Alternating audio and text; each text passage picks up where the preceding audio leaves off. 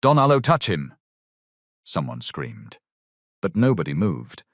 Tariq Balagan Alo's wheelchair had already flipped sideways, and his body was sinking beneath the dark marina water. His hands broke the surface once Smuthan vanished. Around him, wealthy guests stood frozen in designer clothes, some shouting, some filming, some waiting for security to do what fear had already stopped them from doing. Then a waitress dropped her tray. Glasses shattered across the floor. "Hold this rope!" Ebby shouted, kicking off her shoes. A manager grabbed her arm. "Are you mad? That water is dangerous!" She tore herself free, and the man inside it is dying. Before anybody could stop her, the poor waitress jumped. What happened next would expose a safety warning buried by powerful executives. A disabled heir, they had already decided, was unfit to lead, and a lie designed to destroy the very woman who saved his life. Do not leave this story halfway, because the person they called, just a waitress, was about to bring an entire billionaire boardroom to its knees. Before we continue, tell us your location and local time in the comments. And subscribe, because this is one story you will regret missing.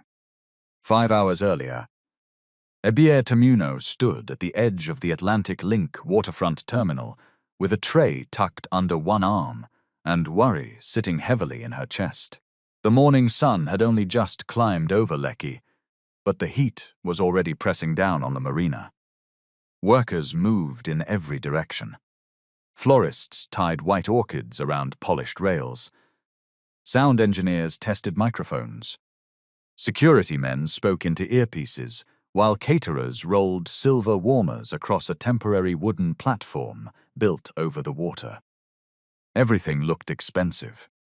Everything looked perfect. And that was exactly what made the loose railing dangerous. Ebby placed her tray on a service table and wrapped both hands around the stainless steel bar near the outer edge of the platform. She pushed once. The railing moved. Not much, maybe 2 centimeters. But metal fixed properly into a public platform was not supposed to move at all. She pushed again. A low creak traveled through the base. BC, she called. Her supervisor, BC Kazim, was checking place cards near the VIP section. She turned with a face already tired from giving instructions since dawn. "What is it now?" "Come and see this." Bissy looked at the tray Ebby had abandoned. "Guests will start arriving in less than 1 hour. This railing is loose." BC walked over reluctantly. Ebby pushed it again. The bar shook. BCLO's expression changed. "Ah, exactly." BC crouched and inspected the metal plate at the bottom. One of the bolts had been painted over, perhaps to make the fitting look finished. But the edge of the plate had lifted from the timber. "That one is not my department," BC said. "It will become everybody Alo's department if somebody leans on it." BC gave her a warning look. "Lower your voice." Ebby lowered it, but not her argument. "People will be standing here. Look at the water. It is deep enough." The marina water was dark green, thick with reflections of yachts, platforms, and concrete pillars. It did not look violent. That was the problem. Calm water invited carelessness. Bissy reached for her phone.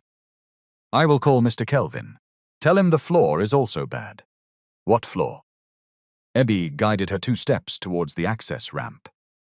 A narrow gap had opened between 2 sections of the temporary decking. It was not wide enough to trap a shoe, but it could catch the small front wheel of a wheelchair, a trolley, or a woman Alo's thin heel. BC stared at it. "Who noticed this?" "I did." "Of course you did." Ebby ignored the sarcasm. She pointed towards an empty metal hook fixed to a post. "And where is the life ring?" Bissy looked around. "Maybe they moved it." "Why?" Before Bissy could answer, Kelvin Wosu approached with 2 radios clipped to his belt and anger already on his face. "What is the emergency?" Bissy showed him the railing and the gap in the deck. Kelvin grabbed the rail, pushed it once, and shrugged. "It is fine." "It is not fine." Ebby said. Kelvin looked at her name tag before looking at her face. Heir, is it? Yes, sir. What is your role here? Service staff. So serve. The answer came so quickly that BC lowered her eyes. Ebby did not. Sir, the rail is moving. That gap can catch a wheel. Kelvin glanced towards the event entrance where a production assistant was waving at him. We had an inspection yesterday. Then the inspection missed something. Kelvin smiled without warmth. You studied structural engineering? No. Marine construction? No. Event safety management? I know metal should not leave the floor when somebody touches it. Bissy touched Ebby Allow's arm. Enough. Kelvin Allow's jaw tightened. Do you know the people attending this event? Ministers, investors, directors, foreign partners. Nobody is postponing a Billionaire launch because one waitress touched a railing. I did not ask you to postpone it. I asked you to fix it. For 1 second, even BC looked impressed. Then fear replaced it. Kelvin stepped closer. Listen carefully. If any guest hears you discussing danger at this venue, you will leave before the first bottle of water is served. Do you understand me? Ebby held his stare. Yes, sir. Kelvin turned to Bissy. Keep your staff under control. When he walked away, Bissy exhaled as though she had been holding her breath. You want to lose this job. I want everybody to go home alive. You think I don't allot? Ebby, I have 3 children. My first daughter Allow's school sent her home last week because of fees. Kelvin can remove me with 1 phone call, so we should keep quiet. I have reported it. That is what I can do. BC opened her phone and sent Kelvin a message in front of Ebby. Loose rail and gap on VIP, Marina deck, reported by surface staff. Please confirm maintenance before Jex's arrival. There, she said. It is written. Ebby watched the message change to delivered. Not read. She still felt uneasy. From the pocket of her apron, she pulled out a small red whistle attached to a faded cord. Bissy shook her head. You still carry that thing? My brother nearly drowned when we were children. You have told me. And the whole village was shouting. Nobody was telling anybody what to do. One fisherman came and started pointing. You bring rope. You take the canoe. You call the clinic. That was when people moved. BC softened. Your brother survived. Yes, so let us also survive today. Go and carry your tray. Ebby obeyed, but as she passed the empty life ring hook, she looked behind a decorative screen and found the orange ring lying flat beside spare flower stands. She picked it up. A stylist rushed over. Please, Don Allott, put that there. That is where it belongs. It is blocking the photo line. It is a safety device. The executive producer said all orange equipment should be removed from visible areas. Ebby stared at her. If somebody falls into the water, will the executive producer throw flowers? The stylist rolled her eyes. Take it to the service area if you like. Just Don Allott, hang it there. Ebby carried the ring behind the nearest drink station and hid it beneath a white tablecloth, leaving the rope accessible. She told herself she was being dramatic. She hoped she was. By 10:00, the marina no longer looked like a construction site. It looked like wealth had landed on water. Black vehicles arrived in a steady line. Men in tailored agbadas and dark suits stepped out with wives wearing sculpted jail and jewelry that flashed under the sun. Camera shutters clicked. A saxophonist played near the entrance. Waiters moved with champagne, juice, and small plates of grilled prawns. Ebby worked quietly. She had learned that rich people often looked through service staff as if trays carried themselves. Some guests smiled. Others clicked their fingers.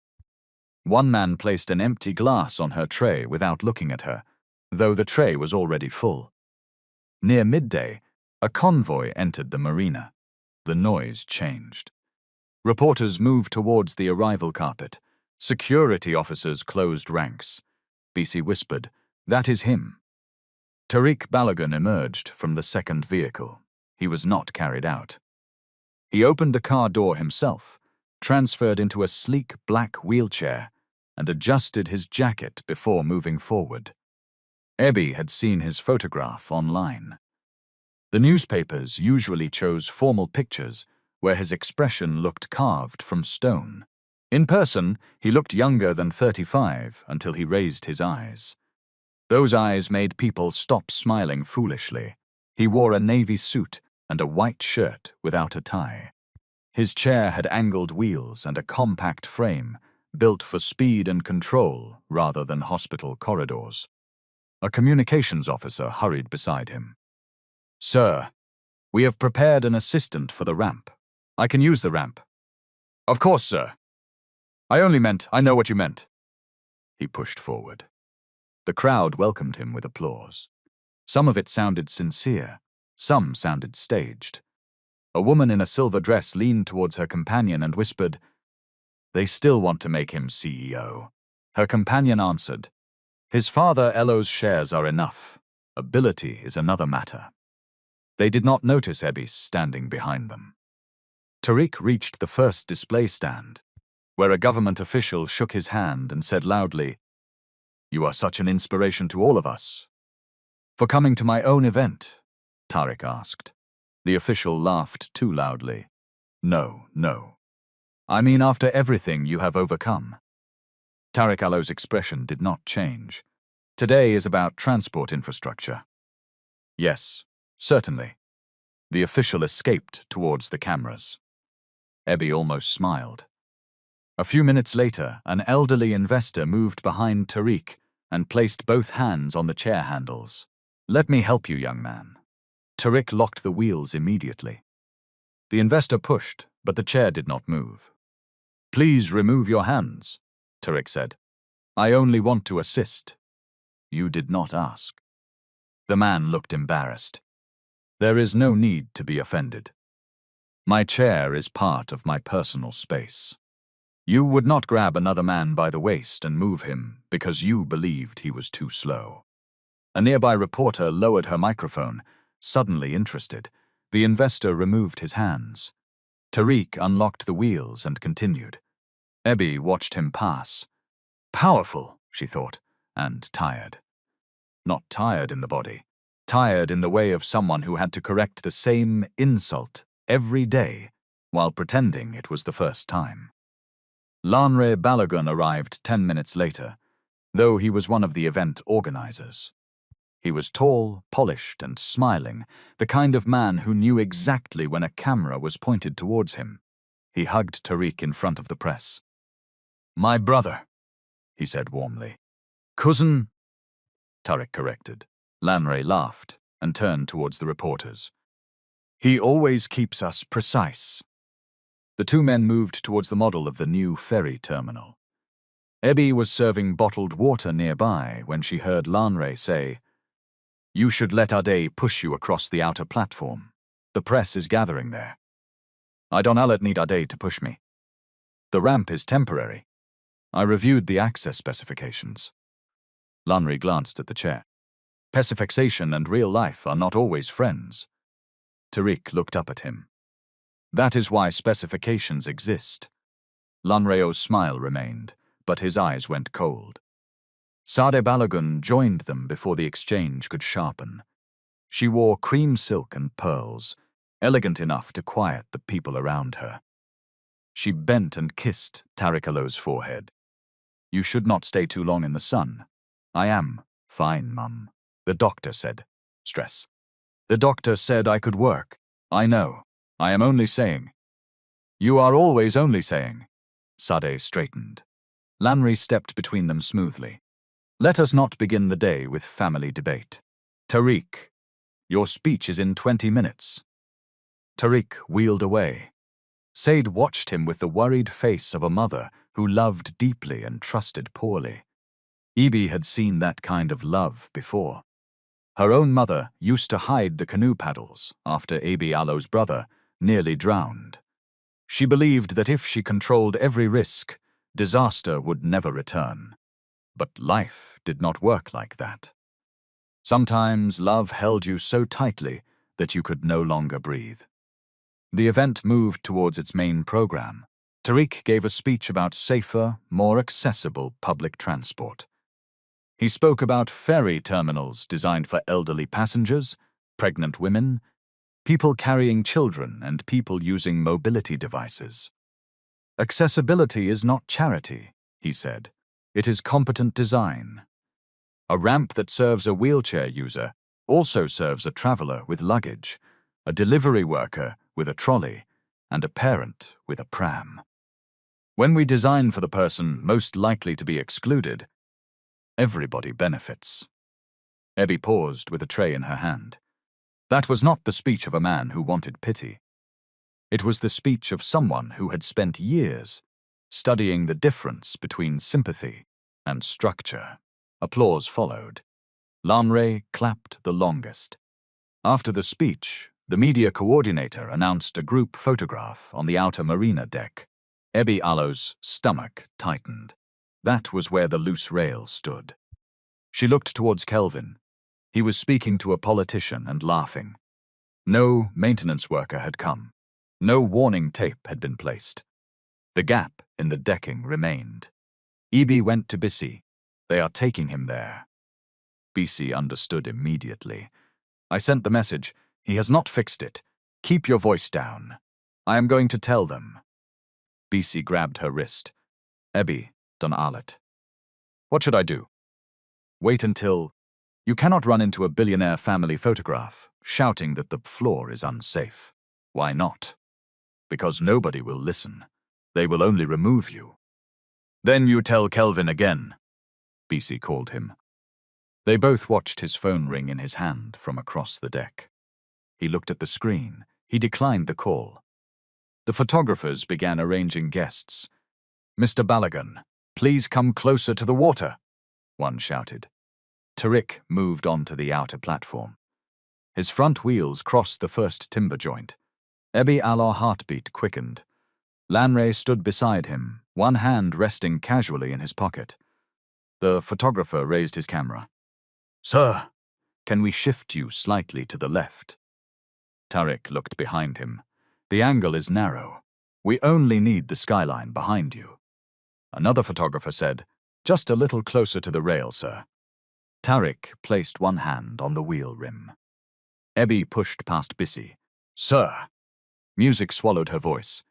A guest stepped in front of her. She moved around him. Tariq turned his chair. The small rightcaster rolled directly towards the gap. Stop! Ebby shouted. This time, several heads turned. Too late. The wheel dropped between the deck panels. The chair halted violently. Tariq Allo's upper body pitched forward. He caught the wheel rim and tried to correct himself. The damaged board beneath the caster dipped. His chair tilted towards the water. Lanre reached out, but instead of gripping Tariq Allo's torso, he grabbed the back of the jacket. The fabric slipped from his hand. Tariq threw his left arm towards the railing. His palm struck metal. The baseplate tore free. There was a sharp crack. Then the chair flipped. For one impossible second, Tariq hung sideways between the broken rail and the water. His face showed no dignity. No billionaire confidence, no controlled anger, only terror. He fell. The wheelchair struck the edge and remained trapped against the platform. Tariq disappeared beneath the surface. Somebody screamed. Another person yelled, "Oh, security!" A woman dropped her phone. Most people stepped back. Nobody stepped forward. Ebby let her tray fall. Glass exploded across the deck. She ran towards the drink station, tore away the tablecloth, and grabbed the orange life ring. Kelvin blocked her. What are you doing? Move! The rescue team is coming. From where? Two security officers were still forcing their way through the guests. A third was shouting into his radio. One man had removed his jacket but stood uncertainly at the edge. Tariq Allo's hand broke the surface. It slapped the water once, then sank. Ebby pushed the life ring rope into Bissy Allo's hands. Wrap it around that post. Bissy froze. Bissy, look at me. Rap it twice. Do not let go. The firmness in Ebby Arlo's voice cut through the panic. Bissy moved.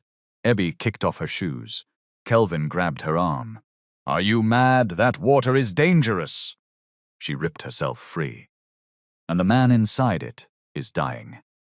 She climbed onto the broken edge and jumped. Cold water punched the breath from her chest. The marina was darker beneath the surface than she expected. Oil, silt, and sunlight mixed into a green-brown blur. For half a second, she saw nothing. Then she saw the white of Tariq Alo's shirt below her. He was sinking sideways, arms moving without rhythm. His legs hung beneath him, offering no kick, no balance, no help. Abi pulled the life ring towards him. When her hand touched his shoulder, Tariq spun and grabbed at her. His fingers caught her collar. His panic pushed her head under. She heard the muffled roar of the crowd above. Do not approach from the front. The old fisherman Alo's lesson returned. A drowning person did not see a rescuer. He saw anything that might keep him above water. Ebby twisted free, surfaced behind him, and hooked one arm beneath his chin. Tariq! He coughed water. Do not fight me!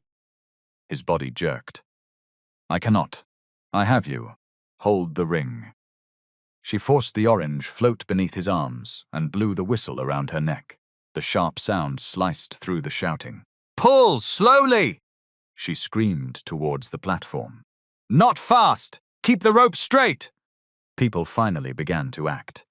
BCs and 2 security officers pulled. A man in a white shirt joined them. Ebby pointed at another guest. You! Clear the steps! The guest looked behind him as if she meant someone else. Yes, you! Move everybody away from the ladder! He obeyed. Another man started removing his shoes to jump.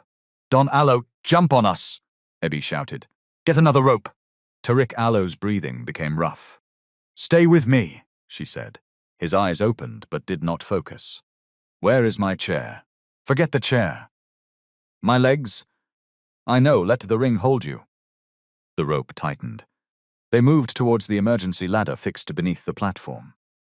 It was partly blocked by decorative fabric. The guest Ebby had ordered cleared it away. A security officer climbed down 2 steps and reached for Tariq. Support his shoulders, Ebby instructed. Do not pull only by his arms. More hands appeared. For the first time, the crowd became useful. They lifted Tariq onto the deck. He rolled onto his side and coughed violently. Water spilled from his mouth. His chest dragged for air. Someone shouted, Give him space! Ebby climbed after him, soaked and shaking. A man tried to sit Tariq upright. No, Ebby said. Keep him on his side. He is breathing. Are you a doctor? Kelvin snapped. No. Are you? The man stopped moving Tariq. A guest called emergency services. Another found the venue Ilo's medical kit. A doctor attending the event knelt beside Tariq and began assessing him. Ebby backed away. Only then did she notice the blood on her palm where the broken rail had cut her. Only then did she realize hundreds of people were staring. Cameras lifted. Phones recorded. Kelvin walked towards the trapped wheelchair, then looked at the service trolley near the edge. His eyes moved from the trolley to Ebby. What happened before he fell? A reporter asked. Lanrai stepped forward, breathing hard but already composed. There may have been an obstruction, he said. Ebby stared at him. What obstruction? Lanrai pointed towards the trolley. That service cart was moving behind him. It did not touch him. You were pushing it. I left it near the drinks station. Kelvin nodded quickly. I saw her moving fast with the trolley. That is a lie. Tariq coughed again. The doctor told everyone to stand back. Sirens approached from outside the marina. Lanrai lowered his voice. This is not the time. You are blaming me while he is still on the floor. I said there may have been an obstruction. The wheel entered that gap. The railing came out. A camera turned towards the damaged deck. Kelvin stepped into the frame. One security. Please control the staff member. Two guards approached Ebby. Bissy moved between them. She saved him. She is also a witness, Kelvin replied. Nobody is arresting her. One guard took Ebby gently by the elbow. She pulled away. Do not touch me. The ambulances arrived. Paramedics rushed through the crowd with equipment. They fitted oxygen over Tariq Allow's face, checked his breathing, and transferred him onto a stretcher. Sadeh knelt beside him, crying without sound. As the stretcher passed Ebby, Tariq Allow's eyes opened. For one brief second he saw her, wet hair across her face, blood on her palm, apron clinging to her body. He tried to speak. The oxygen mask swallowed the words. Then he was gone. The doors of the ambulance closed. The convoy followed. The marina that had been built for celebration now looked like a crime scene. Kelvin ordered the remaining staff into the service area. Collect all phones, he told Bissy. What? No staff member posts anything online. No interviews. No messages. Nothing. You cannot take their phones, Ebby said. Kelvin turned to her. You are finished here. She looked past him towards the damaged rail. A folded sheet of paper lay beneath the coordination table. It was the maintenance checklist where she had written, by hand, loose railing, deck gap, life ring removed. Kelvin saw her looking. He bent down first, picked up the paper, folded it, slipped it into the inside pocket of his jacket. Ebby felt the cold of the marina water return to her bones. The accident had lasted less than 3 minutes. The cover-up had already begun. At St. Nicholas Hospital, Tariq woke to the sound of a monitor and the taste of metal at the back of his throat. For several seconds, he did not know where he was. Then he remembered the deck tilting, the rail tearing away, water closing over his head. He inhaled sharply. Pain caught him beneath the ribs. A nurse appeared beside him. Easy, Mr. Balogun. You are safe. He looked down. His legs lay beneath the blanket exactly as they had before the accident. So silent, unmoving, familiar. His hands trembled. What happened? You inhaled water. The doctors are monitoring your lungs. You have bruising on your shoulder and a small cut near your temple. But your scans are reassuring. How long? You came in yesterday afternoon. Yesterday. He had lost a day. My mother, she is outside. Your cousin is also here. The woman who pulled me out. The nurse paused. I don't know, sir. She was wearing a catering uniform. I heard a waitress entered the water. What is her name? I'm not sure. Tariq closed his eyes. Fragments returned without order. A whistle, a voice telling him not to fight. Orange plastic beneath his arms, hands lifting him. The voice had not sounded afraid, even though later in the ambulance he had seen her shaking. The door opened before he could ask more. Sade came in first. She had changed clothes, but not slept. Her face carried the swollen stillness of somebody who had cried until there was nothing left. My son. She moved towards him, stopped herself from touching his oxygen line, then held his hand instead. You frightened me, I noticed. Do not joke, I am alive. By God Allow's mercy. And by the woman who jumped. Sadeh Allow's fingers tightened around his. Lanray entered behind her, followed by Dr. Akinwal and an assistant carrying a tablet.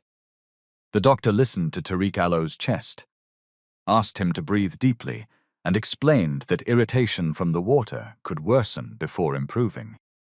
He would remain under observation. No work, no stress, no public appearances. Tariq waited until the doctor left. What is the waitress? Allow's name. Lanry exchanged a glance with Sadeh. What? Tariq asked. Lanry pulled a chair closer. There are questions about what happened. I fell. We know. The deck failed. We Dondelote know that yet. I felt the wheel catch. Lanray rested his elbows on his knees. A service trolley may have entered your path. No. You were facing the water. I turned. The wheel stopped suddenly. That may be because the trolley struck the chair. Tariq looked at him. Did you see it happen? Not clearly. Then why are you speaking as if you did? Sade intervened. Tariq, please. You need rest. I need an answer. Lanre opened the tablet. A short video played. The angle came from behind the drink station. Tariq could see himself moving towards the photo line. A trolley rolled through the background. Ebby hurried past. The camera shook as people turned. Then the image jumped to the moment after he fell. The gap in between was missing. That is not the full recording, Tariq said. It is what people have posted. Where is the official footage? The technical team is collecting it. Tariq watched the clip again. The trolley never touched his chair in the visible portion, but the angle invited suspicion. Her name, he said. Lanre hesitated. Ebia Tamuno. Where is she? The catering agency suspended her. Why? Because she may have contributed to the incident. Tariq pushed himself higher against the pillow despite the ache in his chest. She saved my life. That does not exclude negligence. You think she knocked me into the water and then jumped after me? I think we should investigate before turning a temporary worker into a national hero. Tariq looked at his mother. She did not defend Ebby. Instead, she said, the company will handle it. That sentence disturbed him more than Lanre Ilo's accusation. The company will handle it. In the Balagan family, those words had covered many things over the years. Accidents, complaints, labor disputes, embarrassing relatives. Anything that could be reduced to paperwork, compensation, and silence. What happened to the rail? Tariq asked. Lanre leaned back. The venue believes your chair struck it after tipping. Metal does not tear out because a lightweight chair touches it. You are not an engineer. No, but neither are you. Lanre Alo's jaw shifted. Tariq continued. Preserve every recording, every inspection report, every message from the venue. Do not settle anything. Tariq, do it, Lan rose. You are not in a condition to direct an investigation. I am still executive director. For now. The room became still. Sade looked at Lanre sharply. What does that mean? Lanre softened his tone. It means the board must consider continuity while Tariq recovers. Nothing more. Tariq held his cousin Alo's gaze. There it was, not concern. Opportunity. Leave, Tariq said. Lanre smiled faintly. Rest well. When he was gone, Sad turned towards the window. You should not provoke him. He has spent 6 years waiting for my body to disqualify me. He is family. So am I. Sad faced him. I nearly watched you die. And now you want me to be grateful for any decision made on my behalf. I want you safe. My safety is not the same thing as my surrender. She pressed her lips together. Tariq knew he had hurt her. He also knew that hurt could not be the reason he stopped telling the truth.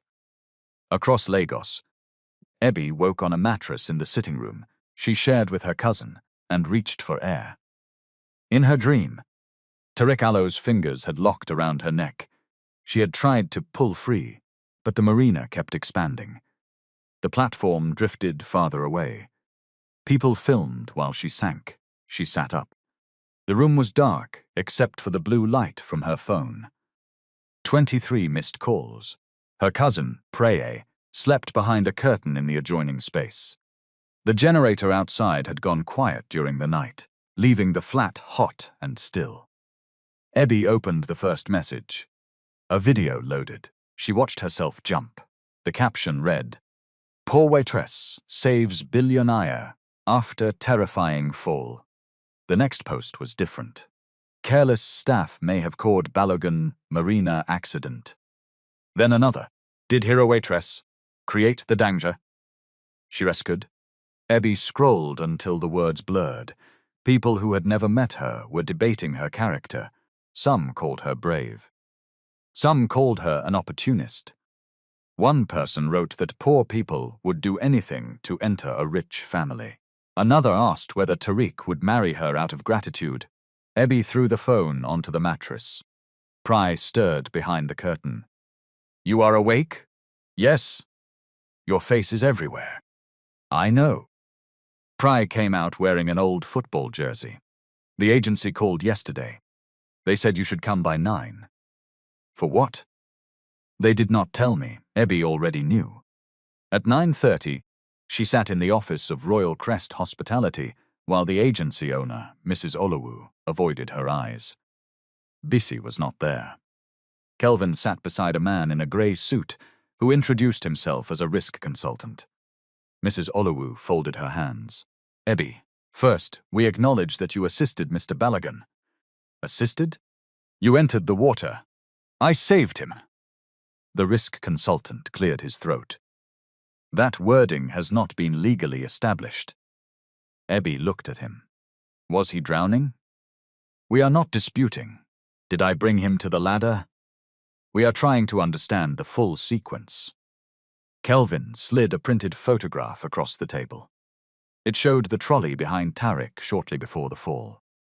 You were responsible for this service cart, he said. No, I was carrying a tray. You had moved the cart earlier. Many of us moved it.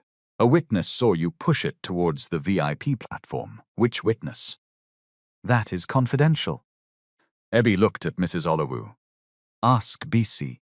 I was standing beside her when Mr. Balogun went towards the deck.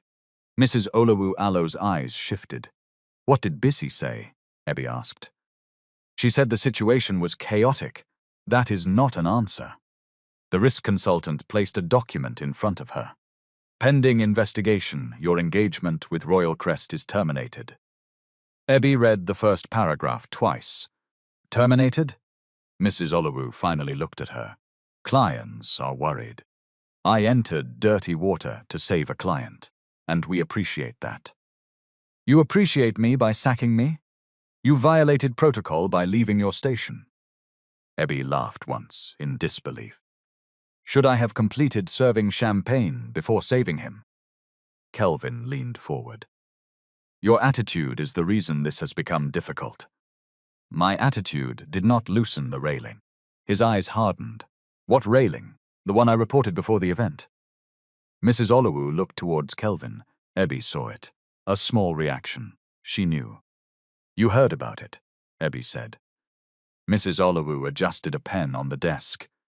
I was told there was a minor observation. A minor observation that threw a man into the water. Kelvin stood. This meeting is over. Ebby stood too. Where is the maintenance checklist? What checklist? The one you removed after the ambulance left. The risk consultant raised a hand. Be careful with accusations. I watched him put it in his pocket. Kelvin laughed. You were wet, distressed and confused. I was wet. I was not blind. Mrs. Olowu pushed the termination letter towards Ebby. You will receive payment for the shifts already completed. Ebby did not touch it. Where is Bissy? Nobody answered. Tell her to call me. She walked out without the money. By afternoon, her landlord had seen the videos. He did not ask whether she was safe. He asked whether police were coming to the house. They are not, Ebby said. I don't want trouble. I paid this month. Next month is in 2 weeks. I know. Your cousin said your agency sacked you. Ebby turned towards Preye, who immediately looked guilty. I will pay, she said. The landlord nodded in a way that meant he did not believe her. That evening, her mother called from Bielsa. My daughter, are you all right? I am fine, Mama. People in the community saw you on Facebook. Your auntie said you fought a billionaire. I did not fight anybody. Did you push him? Ebby went quiet. Her own mother had asked, Mama, I am only asking what people are saying. I warned them the deck was bad. They ignored me. He fell. I entered the water. Her mother Al's voice softened. Then why are they saying you caused it? Because I am easier to blame. A long silence followed. Take whatever money they offer, her mother said at last. Ebby closed her eyes. They have not offered money. They will. Rich people do not like noise. Take it and come home. If the paper says I pushed him, sign and leave Lagos. We need peace. Peace built on my name. A name does not buy medicine. The sentence landed hard because it was true. Her mother Aloe's blood pressure medication was almost finished. Her younger brother had postponed his apprenticeship fees twice. The rent was coming. Ebby had less than 30,000 naira in her account. Truth did not buy medicine either. The next morning, a black Toyota stopped outside her building. Two people stepped out. The woman introduced herself as Mrs. Danjuma from Balagun Coastal Infrastructure. The man beside her carried a leather folder and spoke only after they entered the flat. He looked around once at the peeling wall, the single fan, and the small gas cooker near the window. He had calculated her price before sitting down. Mrs. Danjuma placed an envelope on the table. Mr. Balaganalo's family recognizes your assistance during the incident. How is he? He is recovering. Ebby Aloe's shoulders relaxed slightly. The man opened the folder. The company is prepared to offer you 5 million naira. Prey, standing near the curtain, inhaled loudly. Ebby did not look at him. For what? To acknowledge your courage and compensate you for disruption to your employment. Then why is there a document? It is a standard release. Ebby picked it up. The language was thick, but the meaning was clear enough. She would agree that she had moved service equipment into the restricted area. She would accept that the trolley may have contributed to Tariq Aloe's loss of balance. She would waive claims against the company and venue. She would not discuss the incident publicly. She would return any copies of internal records. Ebby placed the paper down. This is not a thank you. Mrs. Danjuma folded her hands. It protects all parties. It protects you. It protects you from a prolonged investigation. The man spoke for the first time. You should understand the risk. There are videos showing you near the area. The company has no desire to pursue a negligence claim, but public pressure can change decisions. So if I do not sign, you will sue me? I said no such thing. You brought 5 million naira and a threat into my house. At least be honest about both. Prey moved closer. Ebby, maybe we should discuss. No, he lowered his voice. 5 million. I heard. Mrs. Danjuma said, you can support your family. You can rent a better place. You can return to school if you wish. Ebby looked at the envelope.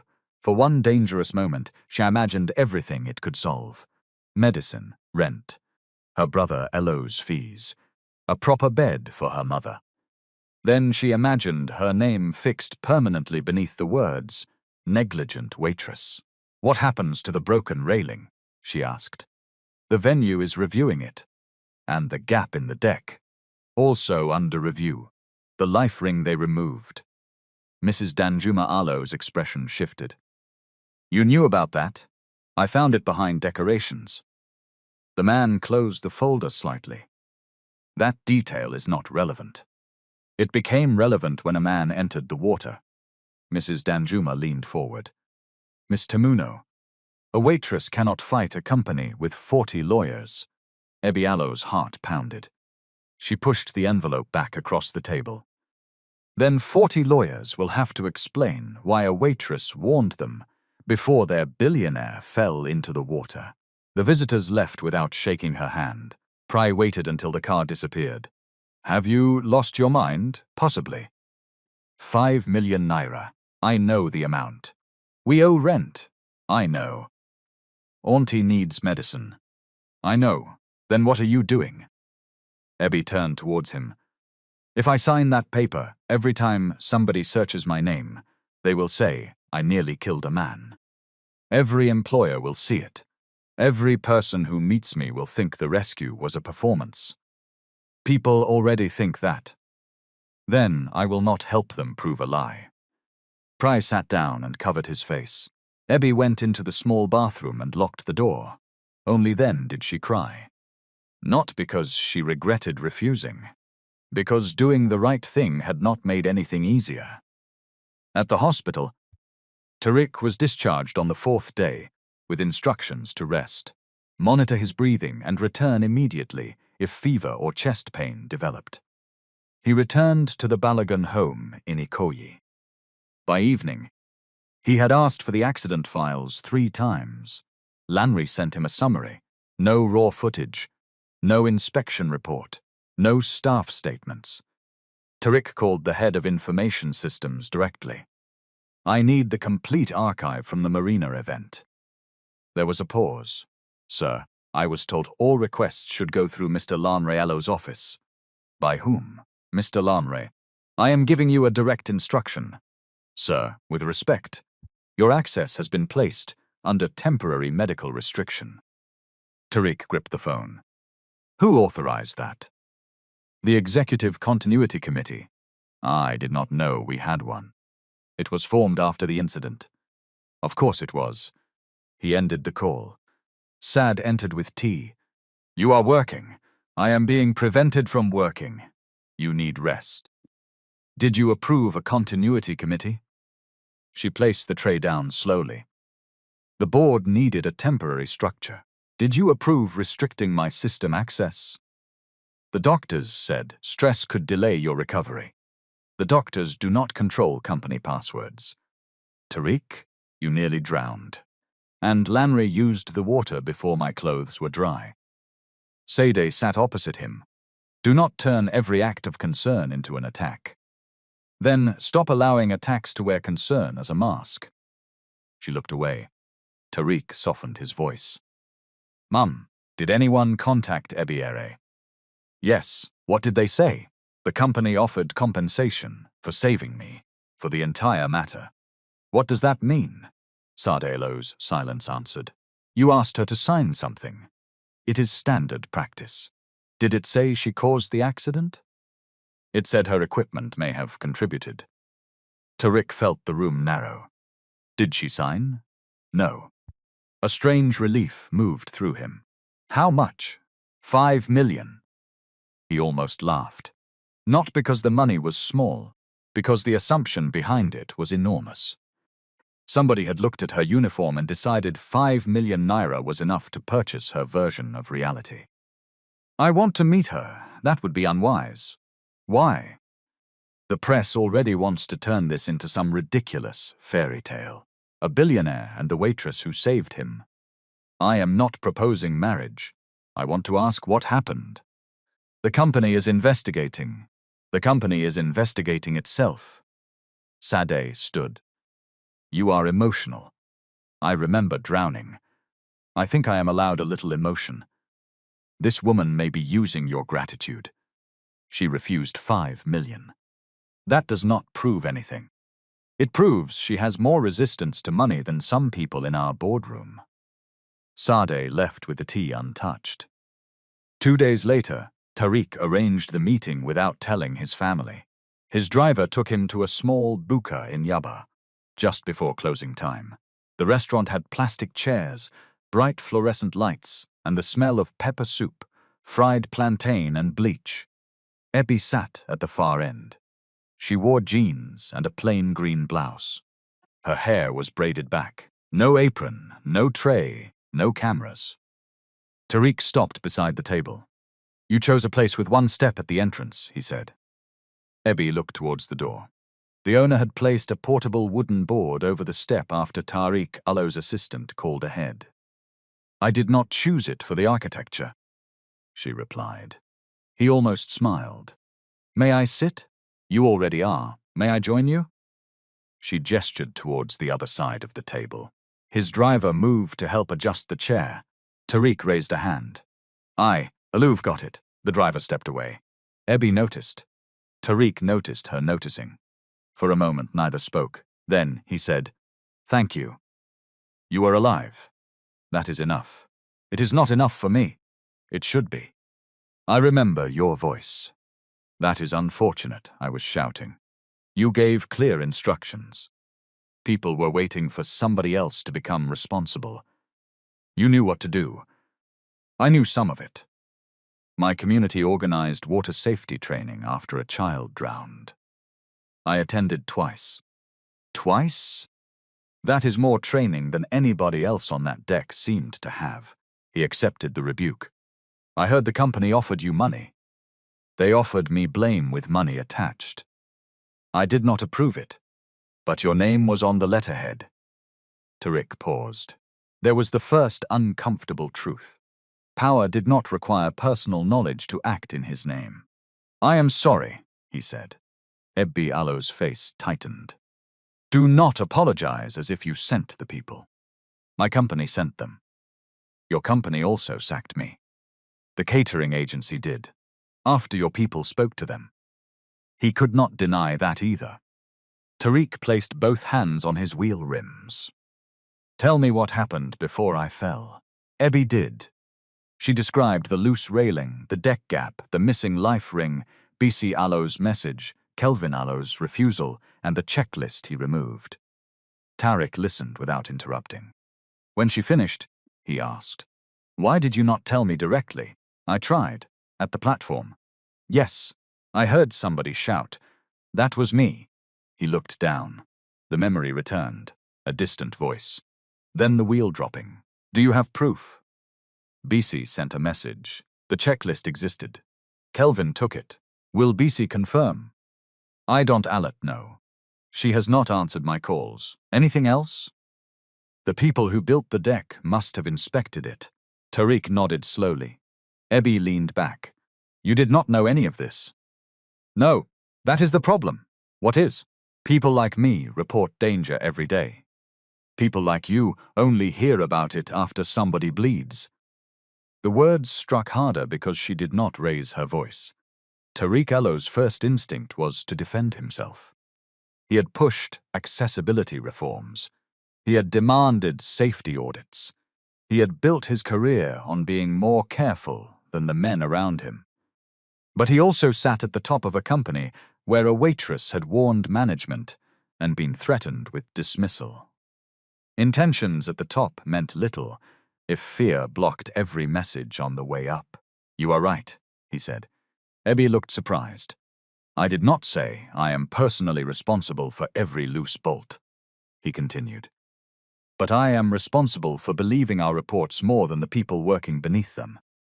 That sounds like something written by a lawyer. It is not. Good. Lawyers use longer sentences. A laugh escaped him before his chest objected. He coughed. Ebbi stood immediately. Are you all right? Yes. She remained half-standing. Tariq looked at her. She sat again. Annoyed with herself for reacting, he said, I want an independent investigation. Your cousin will allow that. I did not say I would ask him. His phone vibrated. A message from his board secretary appeared on the screen.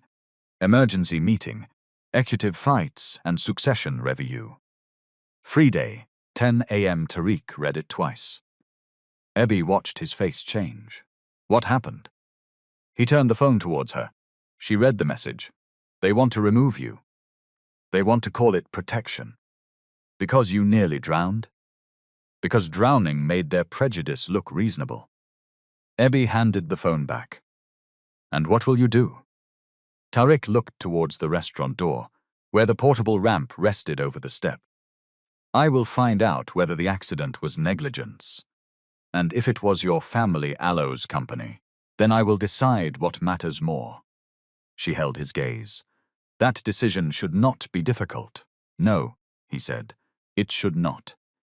But both of them knew that easy morality often became expensive the moment it touched power. Amaka Udair arrived at Tariq Allo's office the next morning carrying no flowers, no sympathy card, and no interest in pretending he was fragile. She rolled a chair away from the conference table before sitting. Tariq noticed. Ok, you moved it without making a performance. Oh, he said. I needed space for you to turn. Most people would have asked whether I wanted help. Did you? No. Then we have saved 10 seconds. Amaka was a corporate lawyer who had spent the last decade working on accessibility, workplace discrimination, and regulatory compliance. Tariq had met her during a transport policy panel where she publicly criticized Balagan coastal infrastructure for building a ferry terminal with a ramp too steep for independent wheelchair use. After the panel, Lanray had called her hostile. Tarik had called her accurate. Now she opened a notebook. "Tell me what you remember." He described the fall, the caught wheel, the broken rail, and Ebby Allow's voice. Amaka took notes. "Your cousin says service equipment caused the incident. My cousin also restricted my access to the company system. That is more useful than offensive." "How?" "People hide information when information is dangerous." She asked who controlled the venue, who hired the deck contractor, who approved the event, and who held copies of the footage. Tarik answered what he could. When he mentioned the emergency board meeting, Amaka nodded as though she had expected it. "They will not say a wheelchair user cannot lead," she said. "That would be crude and legally stupid. They will say continuity, health risk, investor confidence, public-facing responsibilities, emergency resilience. They will use language that sounds neutral." That is exactly Lanray Allow's language. Because discrimination learned to wear a suit, Tarik looked towards the window. Below them, Lagos traffic moved through the morning haze. Horns rose from Ozumba Mbadiwe like distant argument. "I do not want special treatment," he said. "Good. Special treatment is not what you need. What do I need?" The same standard applied to an executive who fell because a platform failed. He will argue, "My disability made the fall more dangerous." It did. Tarik turned towards her. Amaka continued calmly. "That is not an insult. A person with limited lower body movement may have a different risk profile in water. The legal question is whether the organizers knew a wheelchair user would be present and still ignored a hazard that could catch a small caster wheel. They knew. Then your body is not the failure. Their planning is. The distinction settled something inside him. For days, people had spoken as though the accident proved the limitation of his body. But the platform had failed first. The system had failed before that. Amaka closed her notebook. "I need the waitress. Heir. I need Heir Allow's full statement. The supervisor Allow's messages, all contractor records, and any private footage from guests. The company controls most of that. Companies control files. They do not control everybody who touched them." That afternoon, Ebby sat in the waiting area of a hotel in Victoria Island for a job interview. The hiring manager kept her waiting 40 minutes. When he finally came out, he carried her printed application and a phone. "Are you the woman from the marina?" Ebby knew immediately that the interview was over. Yes. He showed her the video. The one who pushed the trolley. The trolley did not touch him. But there is an investigation. There should be an investigation into the deck. The manager lowered his voice. "Our clients prefer staff without controversy. I saved a man. I understand." "No, you understand a headline." He glanced towards reception, uncomfortable. "We will contact you. You have not asked one question about my work. We will contact you." Ebby stood. Outside, the afternoon heat hit her face. She had spent her last 4,000 naira on transport, printing documents, and borrowing a suitable pair of shoes. Her phone rang. The caller introduced herself as a journalist from Cityscope. "I would like your side of the story." "Which side?" "The relationship between you and Mr. Balagun." "There is no relationship. You met privately yesterday." Ebby stopped walking. "How do you know that?" "We have sources." The black Toyota outside the buka came back to her mind. Someone had followed Tarik. The journalist continued. "There are reports that he offered financial assistance and that you are demanding a personal arrangement. That is false. Did he promise to marry you?" Ebby almost dropped the phone. "Are you serious? Our readers are interested in the human angle. A man nearly died because people ignored a safety warning. That is the human angle. We can pay for an exclusive interview. How much? The journalist named a figure large enough to cover 2 months' aloe rent. Ebby stared at the traffic. What would the headline be? There was a pause. We would discuss that after the interview. No. Tell me. Possibly. The waitress who captured a billionaire aloe's heart. Ebby ended the call. By evening, the story appeared anyway. Hero or hunter. Waitress holds secret meeting with Balagan here. The article contained no evidence of romance, but the questions were enough. Social media did the rest. Pry read comments aloud until Ebby told him to stop. She is planning her wedding already. One jump and she wants to become madam. Poor girls know how to set traps. Ebby took the phone from him. This is what they want. Who? The company. If people are discussing marriage, nobody is discussing the railing. Prey shook his head. You are giving them too much intelligence. No. I gave them too little before. The next morning, Amaka called. She did not ask Ebby to trust Tarek. She asked for facts. They met in a legal aid office, where Amaka recorded the conversation with permission. Ebby repeated every detail, including her own uncertainty. I did not see exactly how the first board shifted, she said. I saw the front wheel drop. I heard the crack. By the time I reached the edge, the chair was already trapped. You are doing the correct thing, Amaka said. What? Separating what you saw from what you assumed. Why would Alatai? Because people under pressure often make their story stronger than their memory. Then one weak exaggeration damages 10 true facts. Ebby looked at the recorder. So I should only say what I know. Exactly. Truth does not need decoration. Amaka asked about Bissy. She has refused to speak to me. Did you see her send the message? Yes. Do you know the number? No. Did she read it aloud? No. But I saw the words. Good.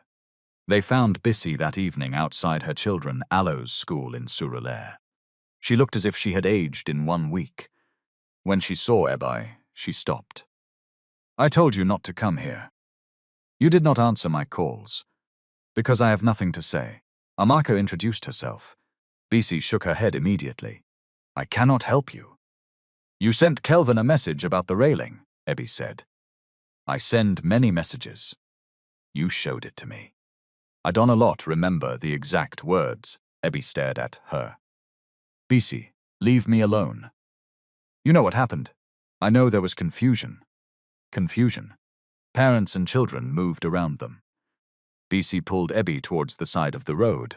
Lower your voice. You watched him take the checklist. I did not. You were standing beside me.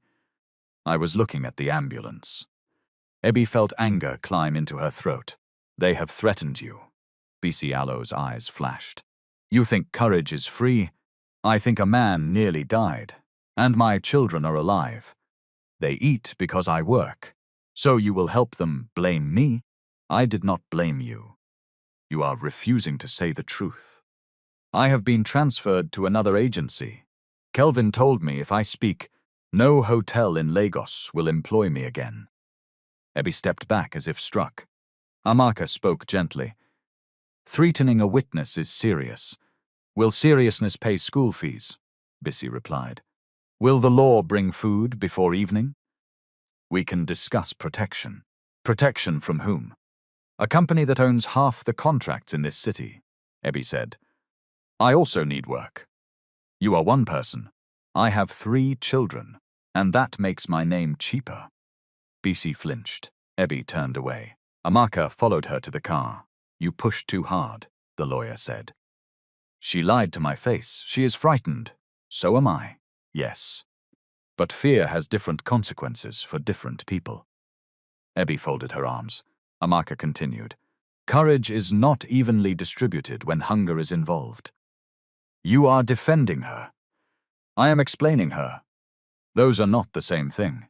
Ebby looked back towards Bissy, who was holding the hands of 2 children, while a third balanced a school bag on one shoulder. The anger did not disappear, but it changed shape. At the Balagan headquarters, Tariq Allo's first meeting since the accident was presented as a wellness discussion. It felt like a trial. Lanre sat at the far end of the boardroom. Said occupied the chairperson Allo's seat. 9 directors joined in person or by video. Tariq positioned himself at the table without assistance.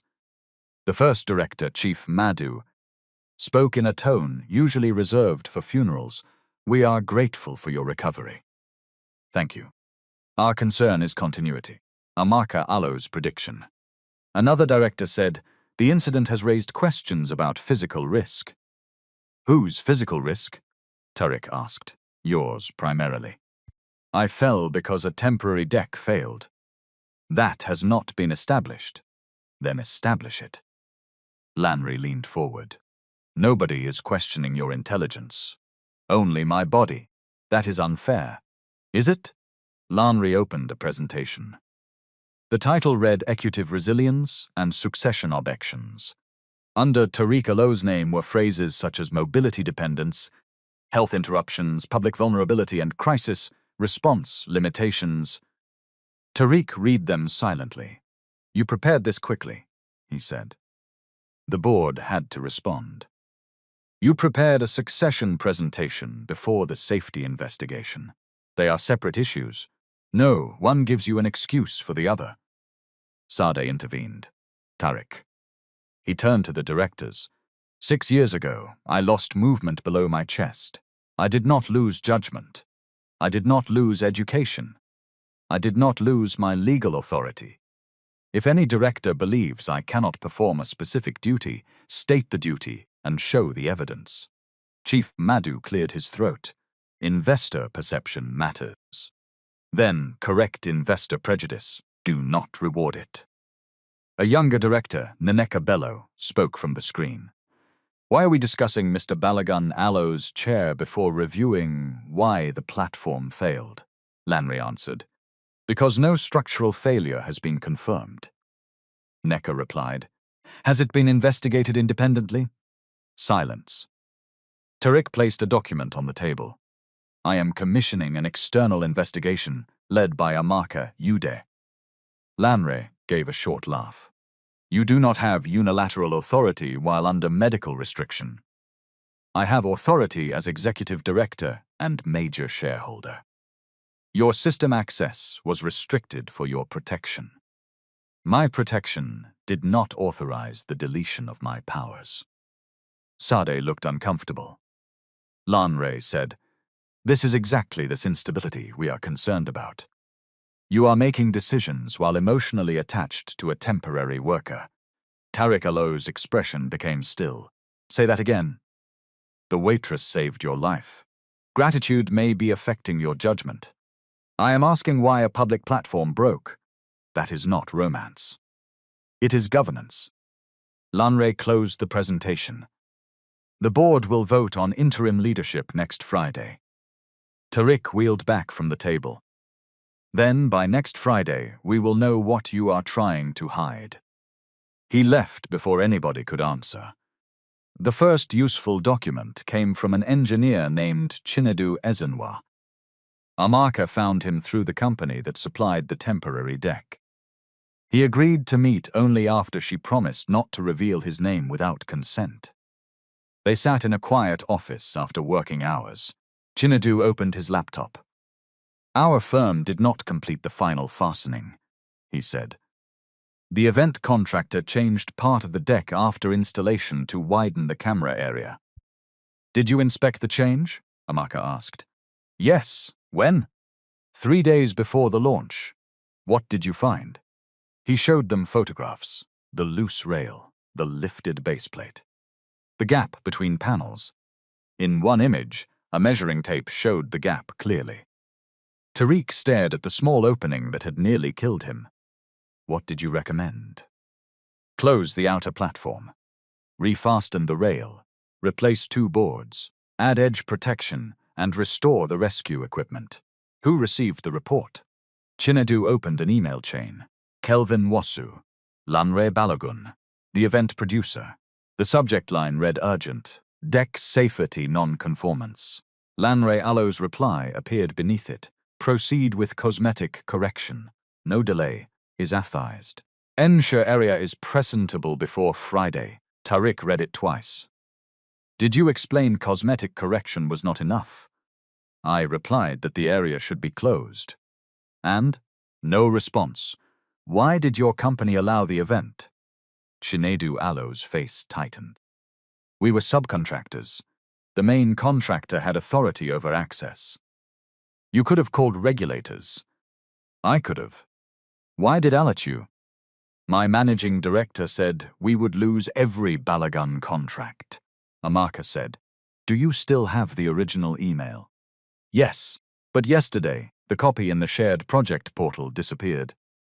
Tariq looked at her. Amaka Allo's eyes sharpened. Can you preserve this device and export the headers? Chinedu nodded. Will you testify?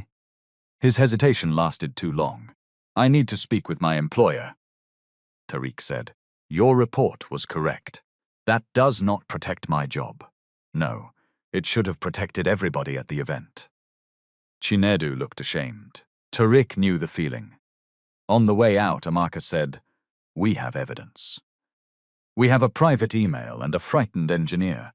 We have enough to dig. Tariq stopped near the lift. If this becomes public, the Atlantic Link project could lose financing.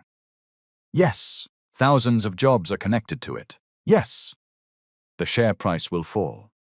Probably, my mother will say I am destroying my father Allo's legacy. Possibly. Tariq looked through the glass wall at the city lights. For years, Balagun Coastal Infrastructure had been more than a company. It was his father Allo's proof that a man from a small Ondo town could build something across West Africa. It employed drivers, engineers, dock workers, cleaners, accountants, and thousands of contractors.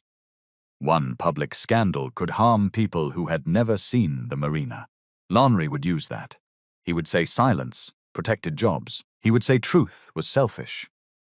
Amaka stood beside him. What matters more? She asked. The truth. That was too fast. He looked at her. She continued. Do not give me the clean answer. Give me the real one. Tariq exhaled, the company. Why? Because the company is people, not only shares. And if the company teaches those people to ignore danger, then protecting it may require exposing it. Better, he nodded, but exposing it may also destroy the CEO appointment. Yes. He looked back at the email on his phone. No delay, Isaphorist. 4 words had placed reputation above life. I would rather lose the chair at the head of the table, he said. I'll then earn it by sitting on this. That night, Lanre received an alert from the internal compliance system. An external legal request had been made for the Atlantic Link project archive. He called Kelvin. Who still has the engineer Allo's report? I deleted the venue copy. I did not ask what you deleted. I asked who still has it. The contractor may. May? They sent it by email. Lanre stood at the window of his penthouse, staring at the lagoon. Clean the file trail. Kelvin swallowed. IT backups. Then speak to IT. I cannot order them to erase backups without authorization. You had authorization to prevent this mess in the first place. I told you the rail was loose. And I told you to make the area presentable. Kelvin Allo's voice dropped. You told us not to delay. Lanre became quiet. When he spoke again, every word was measured. Be careful, Kelvin. People who cannot remember instructions accurately should not create written records. The call ended. The next morning, the original project email vanished from the internal server. By afternoon, Kelvin Allo's inspection log had been updated to show that the deck passed a safety check at 8:30 on the morning of the event. At 5:00 Bissy received a message from an unknown number. We know where your children go to school. Sislens keeps everybody safe. She read it standing in the kitchen. Her youngest son was eating rice at the table. The spoon fell from her hand. For the first time, fear stopped being about employment. It became personal, and fear, when pushed too far, sometimes did the opposite of what powerful men expected. Sometimes it stopped making people silent. Sometimes it made them dangerous. BC did not sleep that night. She locked the door twice, then pushed a dining chair beneath the handle. Every passing motorcycle sounded like somebody coming for her. Every time one of the children turned in bed, she rose to check the window. By dawn, she had made a decision. Not a brave decision, a practical one. She copied every relevant message from her phone to 2 email accounts. She sent screenshots to her elder sister in Abuja. She placed the original phone inside a nylon bag and hid it beneath a loose tile in the kitchen. Then she went to work and behaved as though nothing had happened. Fear had taught her something. Silence did not guarantee safety. It only allowed the person threatening her to choose the next move. At the Balagan residence, Sade found Tariq reviewing project photographs on a large screen. She closed the door behind her. Londra says you obtained confidential documents from a contractor. Londra knows quickly. He says your lawyer is frightening employees. Amaka asked them questions. People have families, Tariq. So did everybody standing on that platform. Sade walked towards the screen. The photograph showed the loose railing, its baseplate visibly raised. For 1 second, she stared without speaking. Then she looked away. Can this be contained? Taricolo's hands stopped on the wheel rims. Contained. Do not twist my words. I am repeating them. We can dismiss the venue manager, compensate the waitress properly, and repair the terminal. There is no need to release internal correspondence. Lanre received the warning. Sardelo's face tightened. You are certain? His reply is in the email chain. He may not have understood the seriousness. The subject line said urgent safety non-conformance. He manages hundreds of issues. A person does not need to read hundreds of issues. He needs to read the one that can kill someone. Saad sat opposite him. If this comes out, the lenders may freeze the project. Workers will lose jobs. Your father Ayla's name will be dragged through the press. My father is dead. The workers are alive. That is a cruel thing to say. It is a cruel choice to make. Sade Alo's voice rose. I watched you disappear into that water, and I was the one inside it. I thought I had lost you. I know, no, you do not. Since your accident, every time you leave this house, I imagine another call, another hospital, another doctor telling me your life has changed again. Tariq Alo's anger softened, but he did not surrender. Mum, I know you love me. Then why do you fight me? Because love is not permission to control me. I am trying to protect you. You are not protecting me when you decide what truth I am strong enough to face. Sade looked as though he had slapped her. Tariq continued quietly. When I first came home after the spinal injury, you answered questions doctors asked me. You moved my chair without asking. You told visitors not to discuss business because I needed peace. You meant well. But every time you decided for me, you made my world smaller. Tears filled her eyes.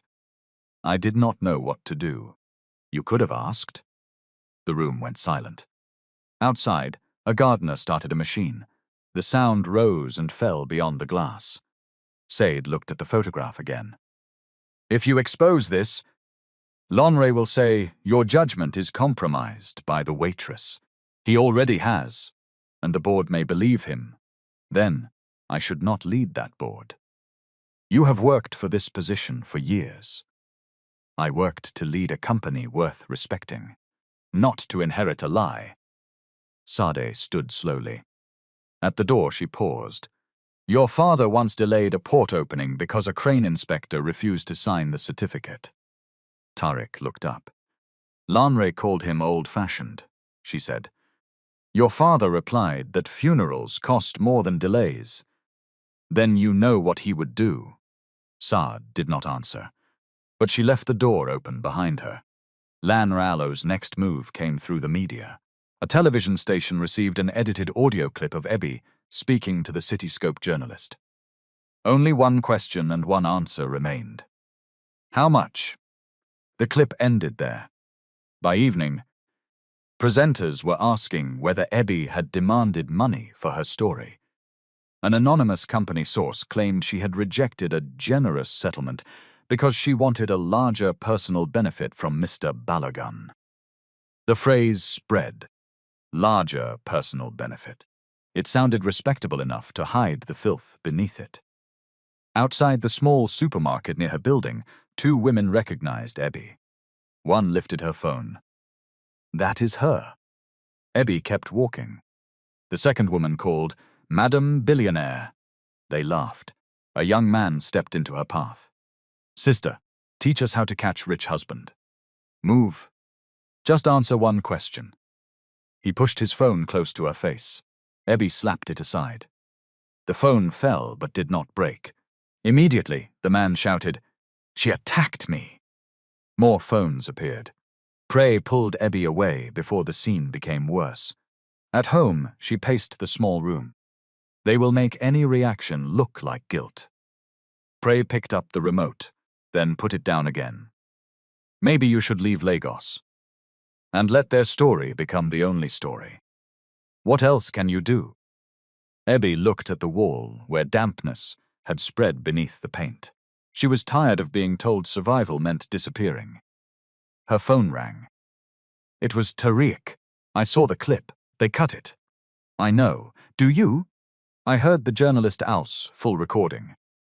Ebby stopped pacing. How? Amaka contacted her editor with a legal preservation notice. They produced the source file. Will they release it? Not without pressure. Then make pressure. I want to issue a statement tonight. What will you say? That the allegations against you are false. Ebby considered it. No. Tariq paused. No? If you defend me, they will say, I am using you. They will turn it into romance again. I cannot remain silent while they destroy your name. Then speak about the deck. Speak about the investigation. Do not speak for me. He did not like the instruction. That was precisely why he respected it. All right, he said. What will you do? I will speak for myself. Amaka arranged a short press briefing outside the legal aid office the next morning. There was no decorated stage, no paid audience, no company logo.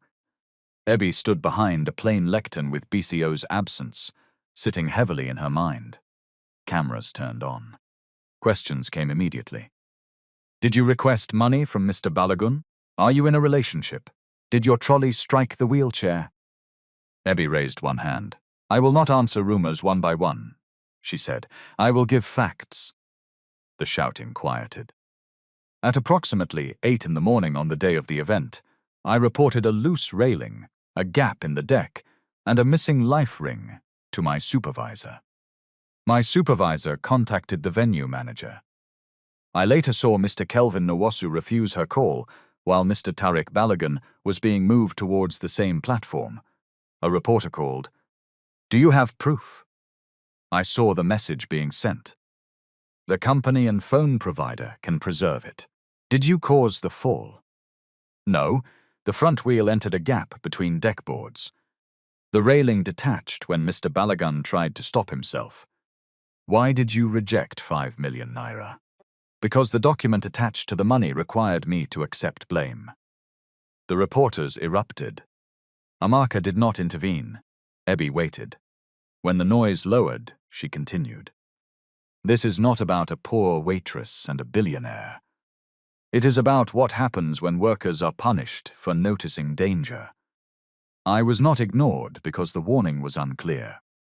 I was ignored because the person speaking carried a tray. That sentence reached beyond Lagos. Hotel workers shared it. Construction workers shared it. Nurses, cleaners, drivers, and junior office staff shared it with stories of their own warnings being dismissed. The conversation changed. Not completely. There were still jokes and accusations. But now there was also a question the company could not bury. Who knew the deck was unsafe? Lanre watched the briefing from his office. Kelvin stood opposite him. You said she had no evidence. She does not. She has a timeline. A timeline is not evidence. It becomes evidence when records match. Kelvin Allow's hands trembled. Lanre noticed. Control yourself. I received a call from the contractor. Their engineer is speaking to a lawyer. Then remind the contractor who pays them. They are afraid of criminal liability. Lanre walked around the desk. You are the venue manager. The inspection log shows the deck was safe at 8:30. It was changed after I signed. Was it? Kelvin looked at him. Lanre Allow's tone remained quiet. Memory is important, especially when documents exist. Kelvin understood.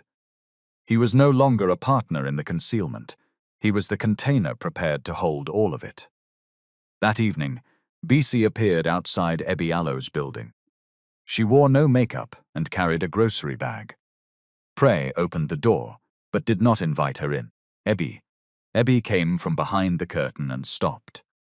For several seconds, neither woman spoke. Then BC placed the grocery bag on the table.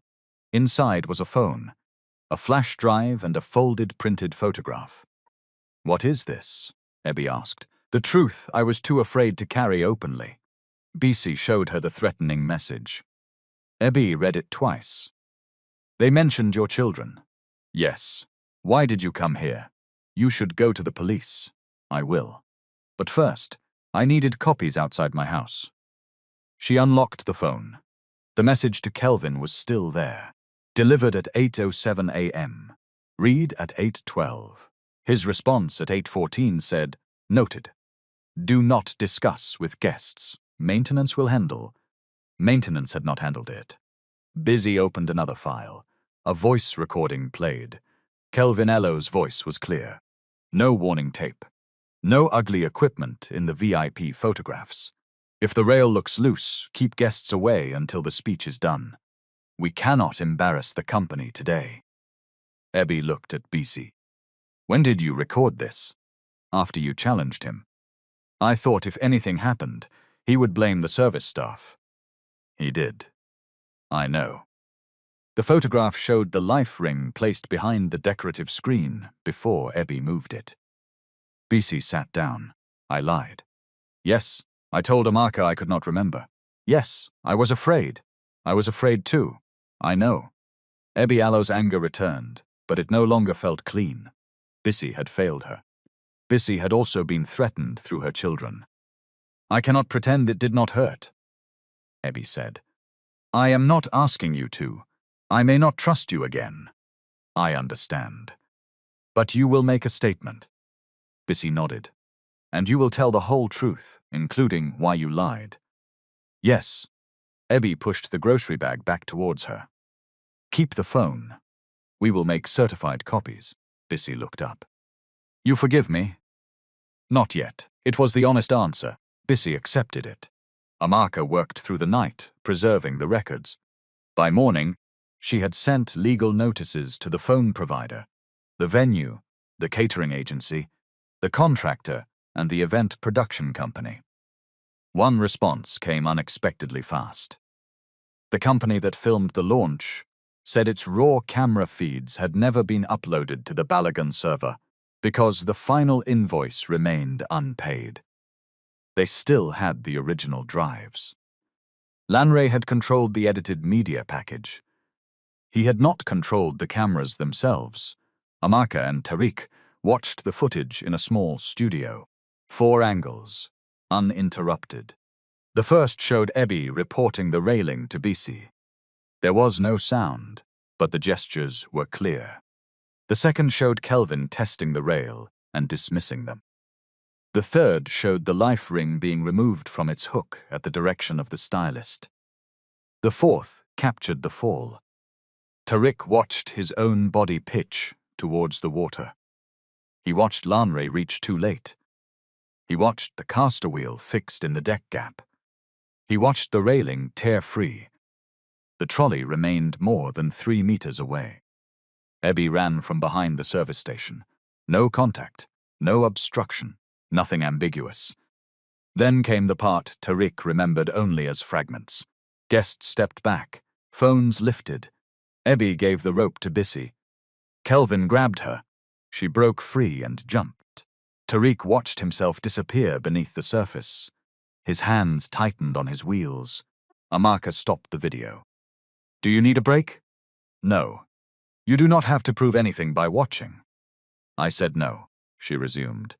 After the ambulance left, another camera continued recording the platform. Kelvin picked up the checklist, folded it, put it inside his jacket. The studio became completely silent. Tariq spoke first. "Make copies." "We already are." "Send one to the board." "Not yet." He looked at her. Amaka pointed to the timecode. "We have the incident.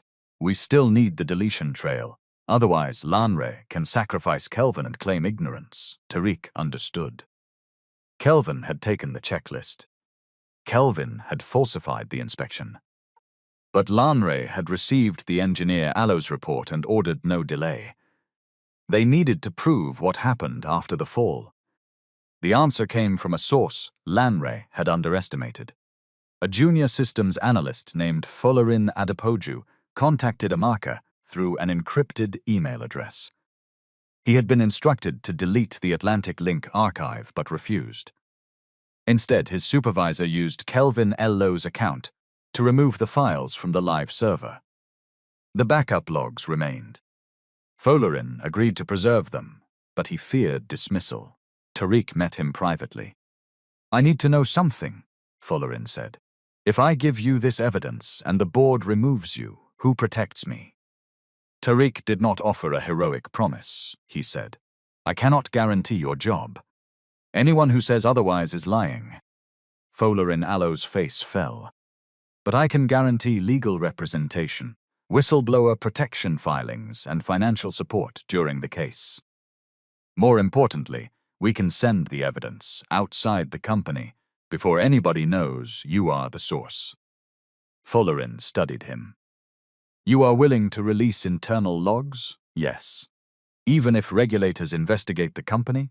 "Yes." "Even if the project stops?" Tariq hesitated. Folarin saw it. Then Tariq said, "Yes." That answer cost him something, which was why Folarin believed it. The logs showed that the engineer Alo's report had been deleted the morning after Tariq left the hospital. The deletion was made through Kelvin Alo's account, but authorization came from Lanre Alo's executive credentials. Attached to the request was a short message: "Clean the file trail before legal review." No interpretation was needed. The emergency board meeting was moved forward by 3 days. Lanre intended to remove Tariq before the evidence could be organized. The notice arrived at 6 in the evening. Sade read it at home, then walked into Tariq Allo's study holding her phone. "He has called the vote for tomorrow morning." "I know. He believes he has the numbers." "Probably." "What do you have?" Tariq looked at his mother. For years, she had been the person he loved most and trusted least with his autonomy. Now she stood waiting, not ordering. He turned the laptop towards her. She watched the fall. She watched Ebby jump. She watched Kelvin take the checklist. Then she read Lanre Allo's email. When she finished, she removed her glasses and pressed both hands to her face. "I brought him into the company," she whispered. "Lanre made his own decisions. I defended him. You defended the family. I almost asked that girl to carry his crime." Tariq said nothing. Sade looked at him. "What did you need from me? Not what should you do? Not what will the family say? What do you need from me?" Tariq answered. "Do not protect me tomorrow. Protect the truth." Sade nodded. At 9 the next morning, Abi stood outside the Balagan boardroom in a simple blue dress borrowed from Prey Allo's older sister. Bisi sat beside her, holding a file with both hands. Amaka checked the order of evidence. Inside the boardroom, Lanre was already presenting the motion to appoint himself interim chief executive. He did not know the waitress had arrived. He did not know the full video existed. And he did not know his own words were waiting inside a backup server. Power made some men careful. For Lanre, it had done the opposite. It had convinced him that only important people left evidence. The Balagan boardroom had been designed to make people feel small. The table was carved from a single dark slab, long enough to separate allies from enemies. Floor-to-ceiling windows looked over Lagos. Portraits of former chairmen watched from the walls with the confidence of men whose decisions had never been questioned in that room.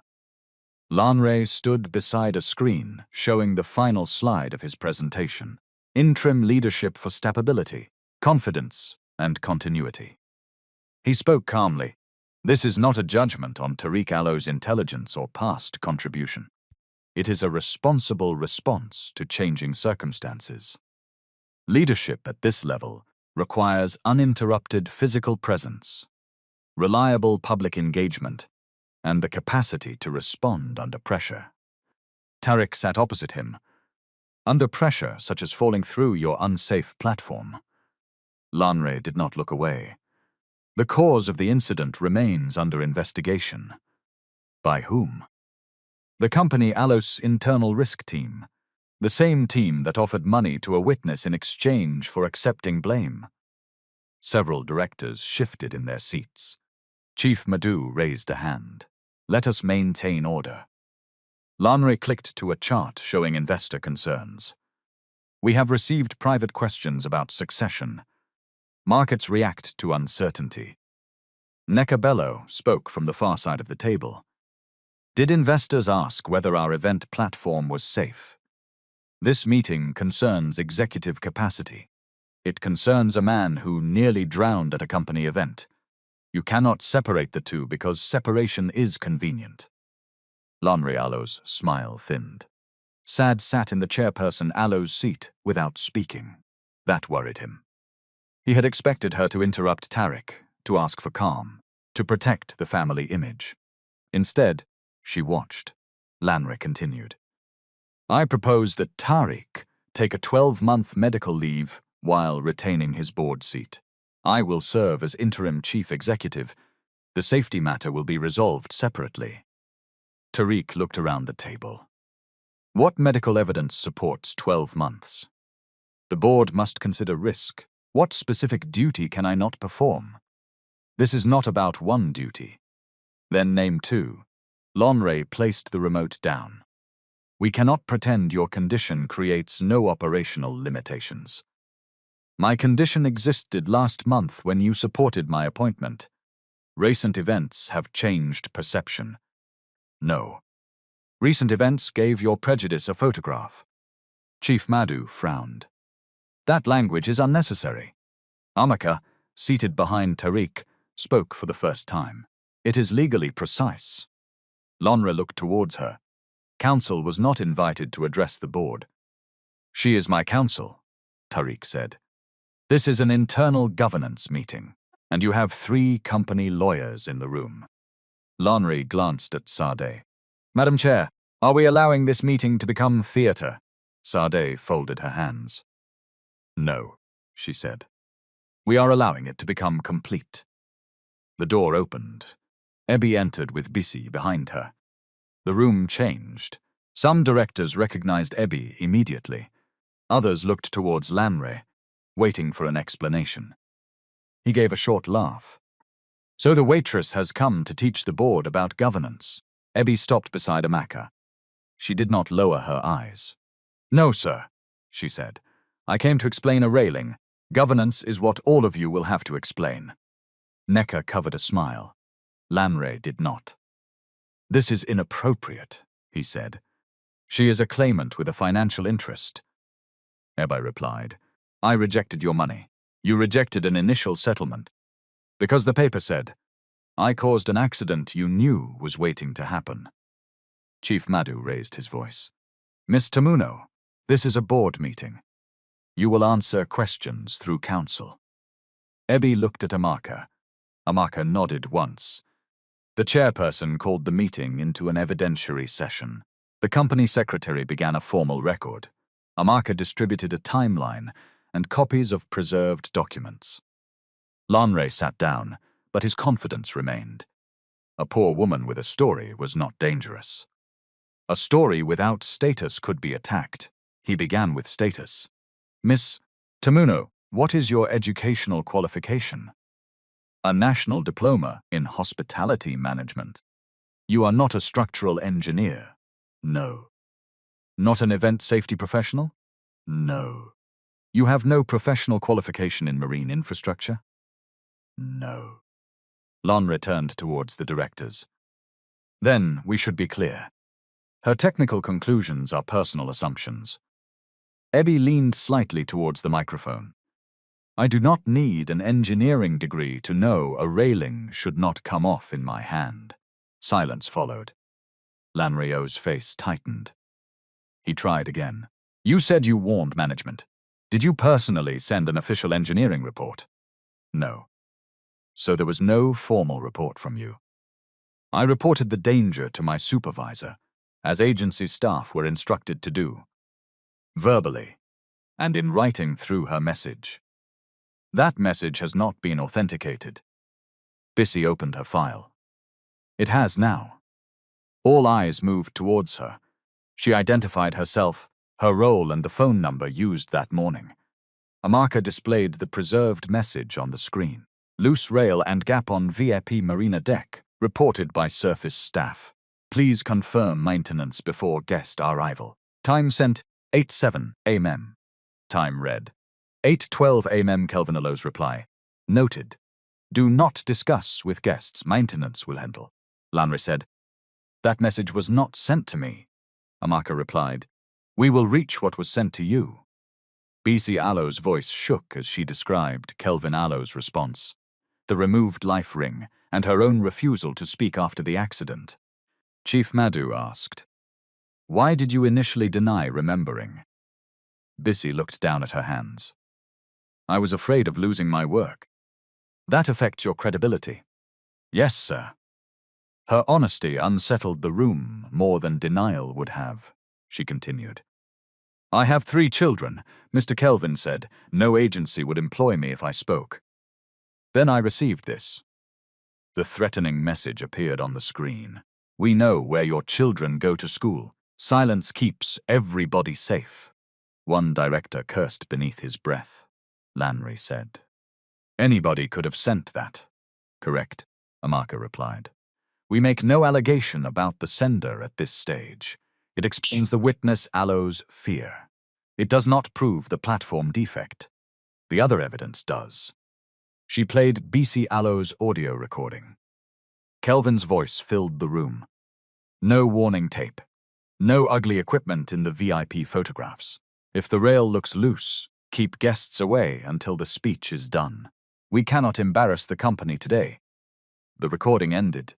A director asked, Where is Kelvin?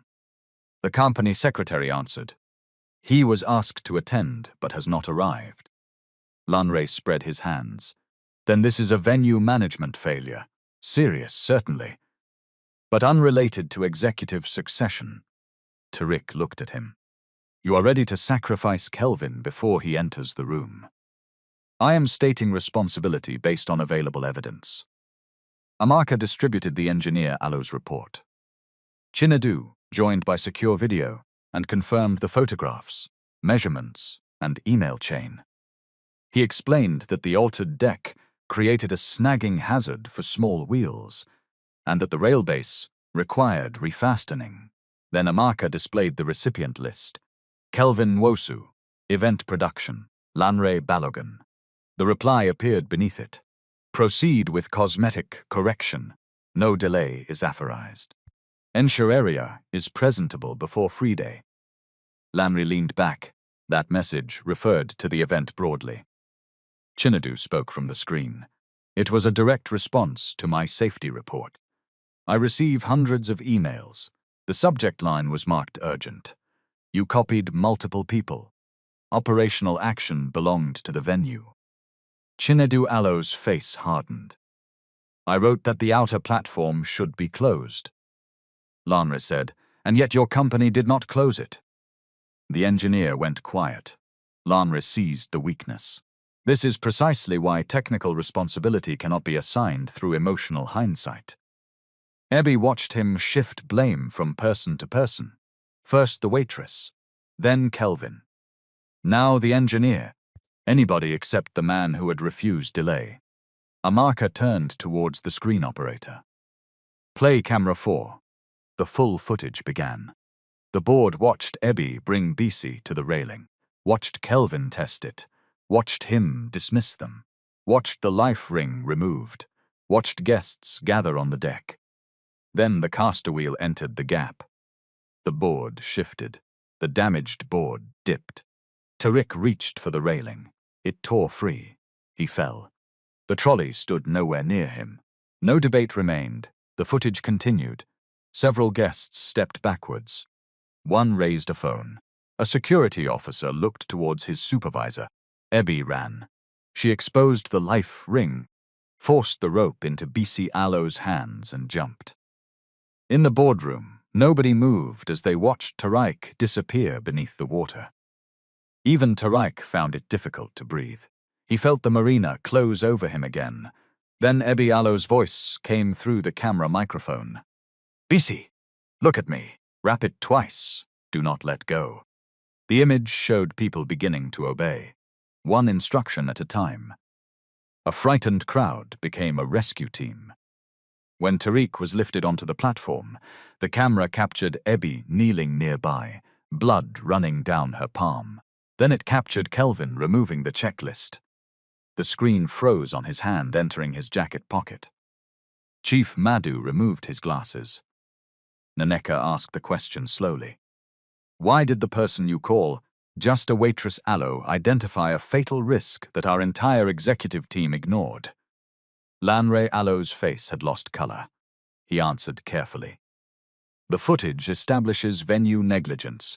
It does not establish a deliberate executive cover-up, Amaka said. Correct. That requires another record. Follerin entered through the side door with 2 external forensic consultants. Lanre stood. Who authorized IT staff to attend? Saad answered. I did. It was the first time she had used her authority openly that morning. Follerin explained the server structure, deletion request, and backup logs. The forensic consultants confirmed that the records had been preserved through automated redundancy.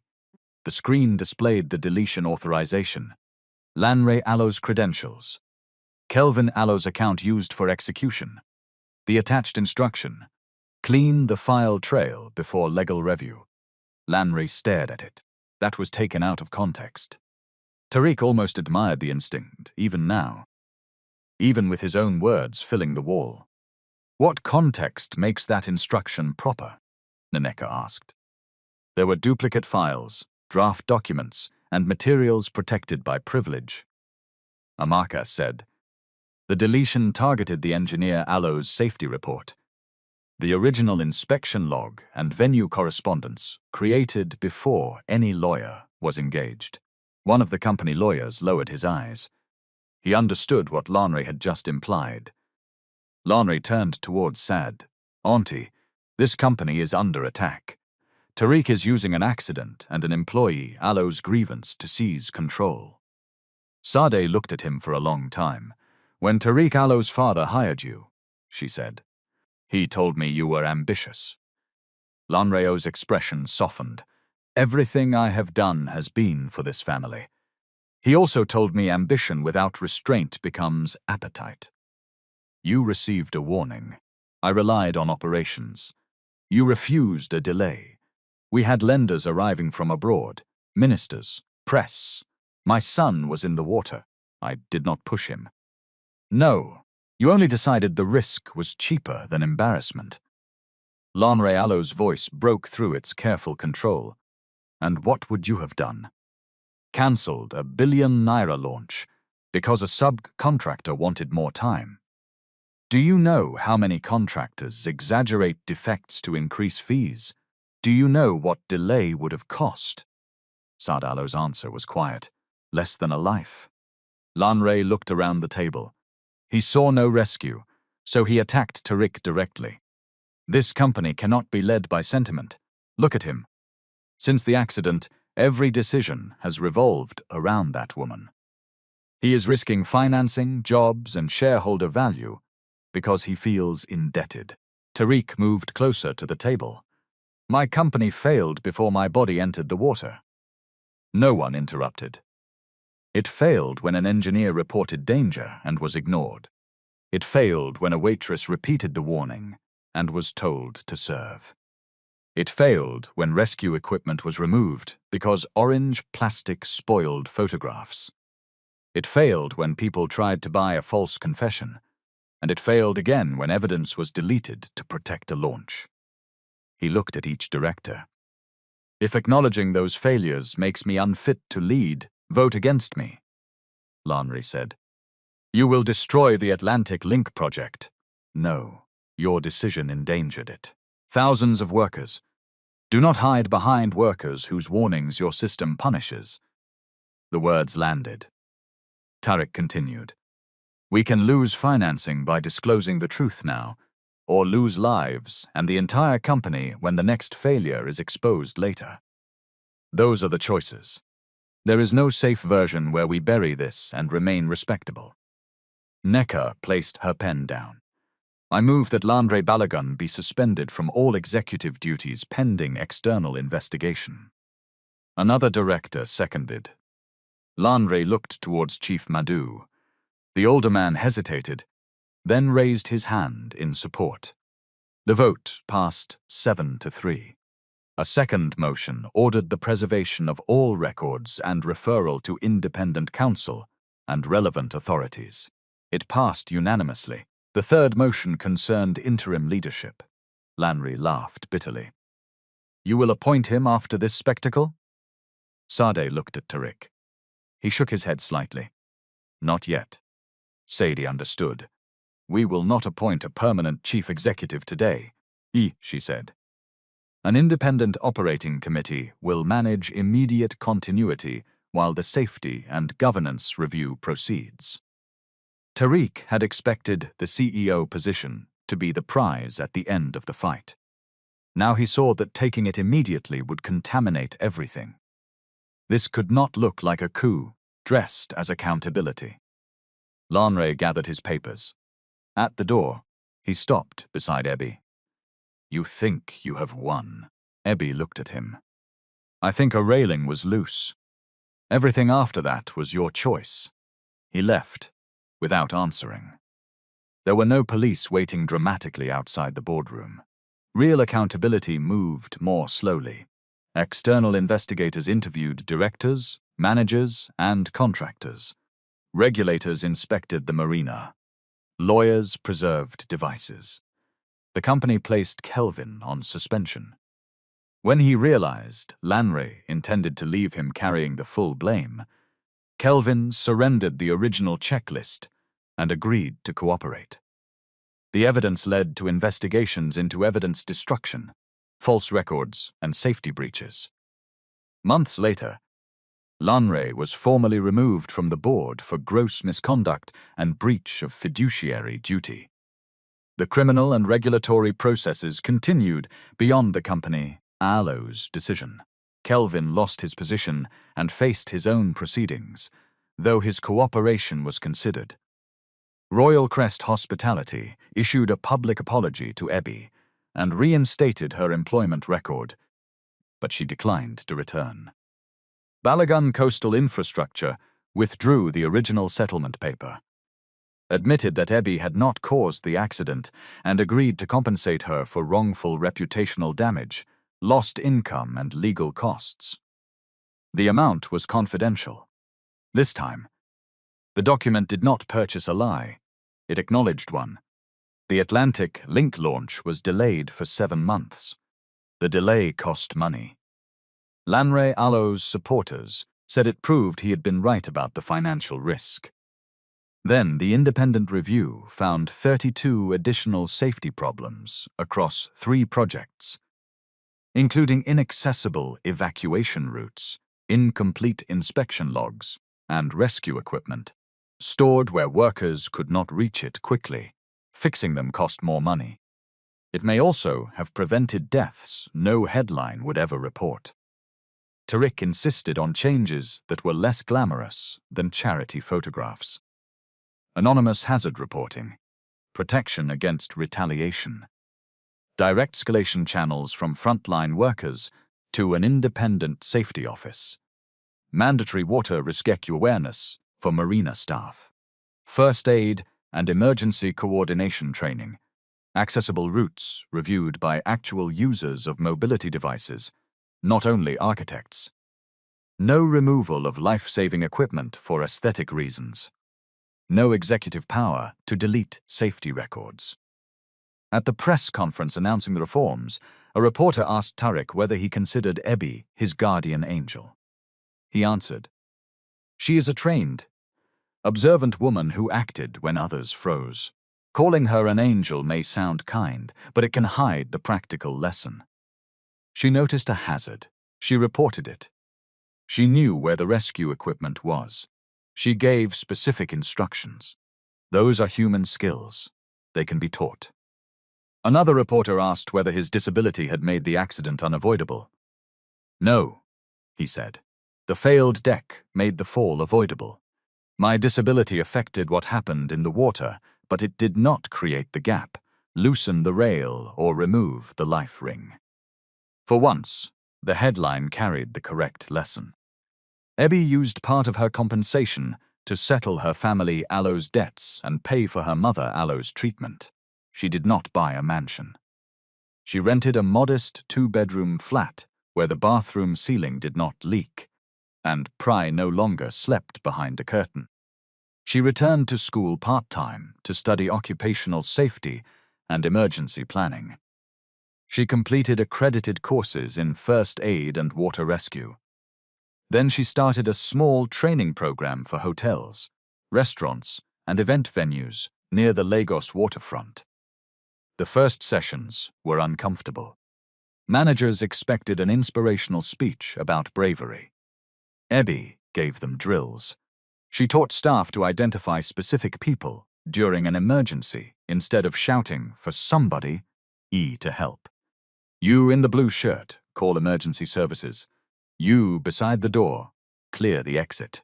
You with the phone, give the exact location."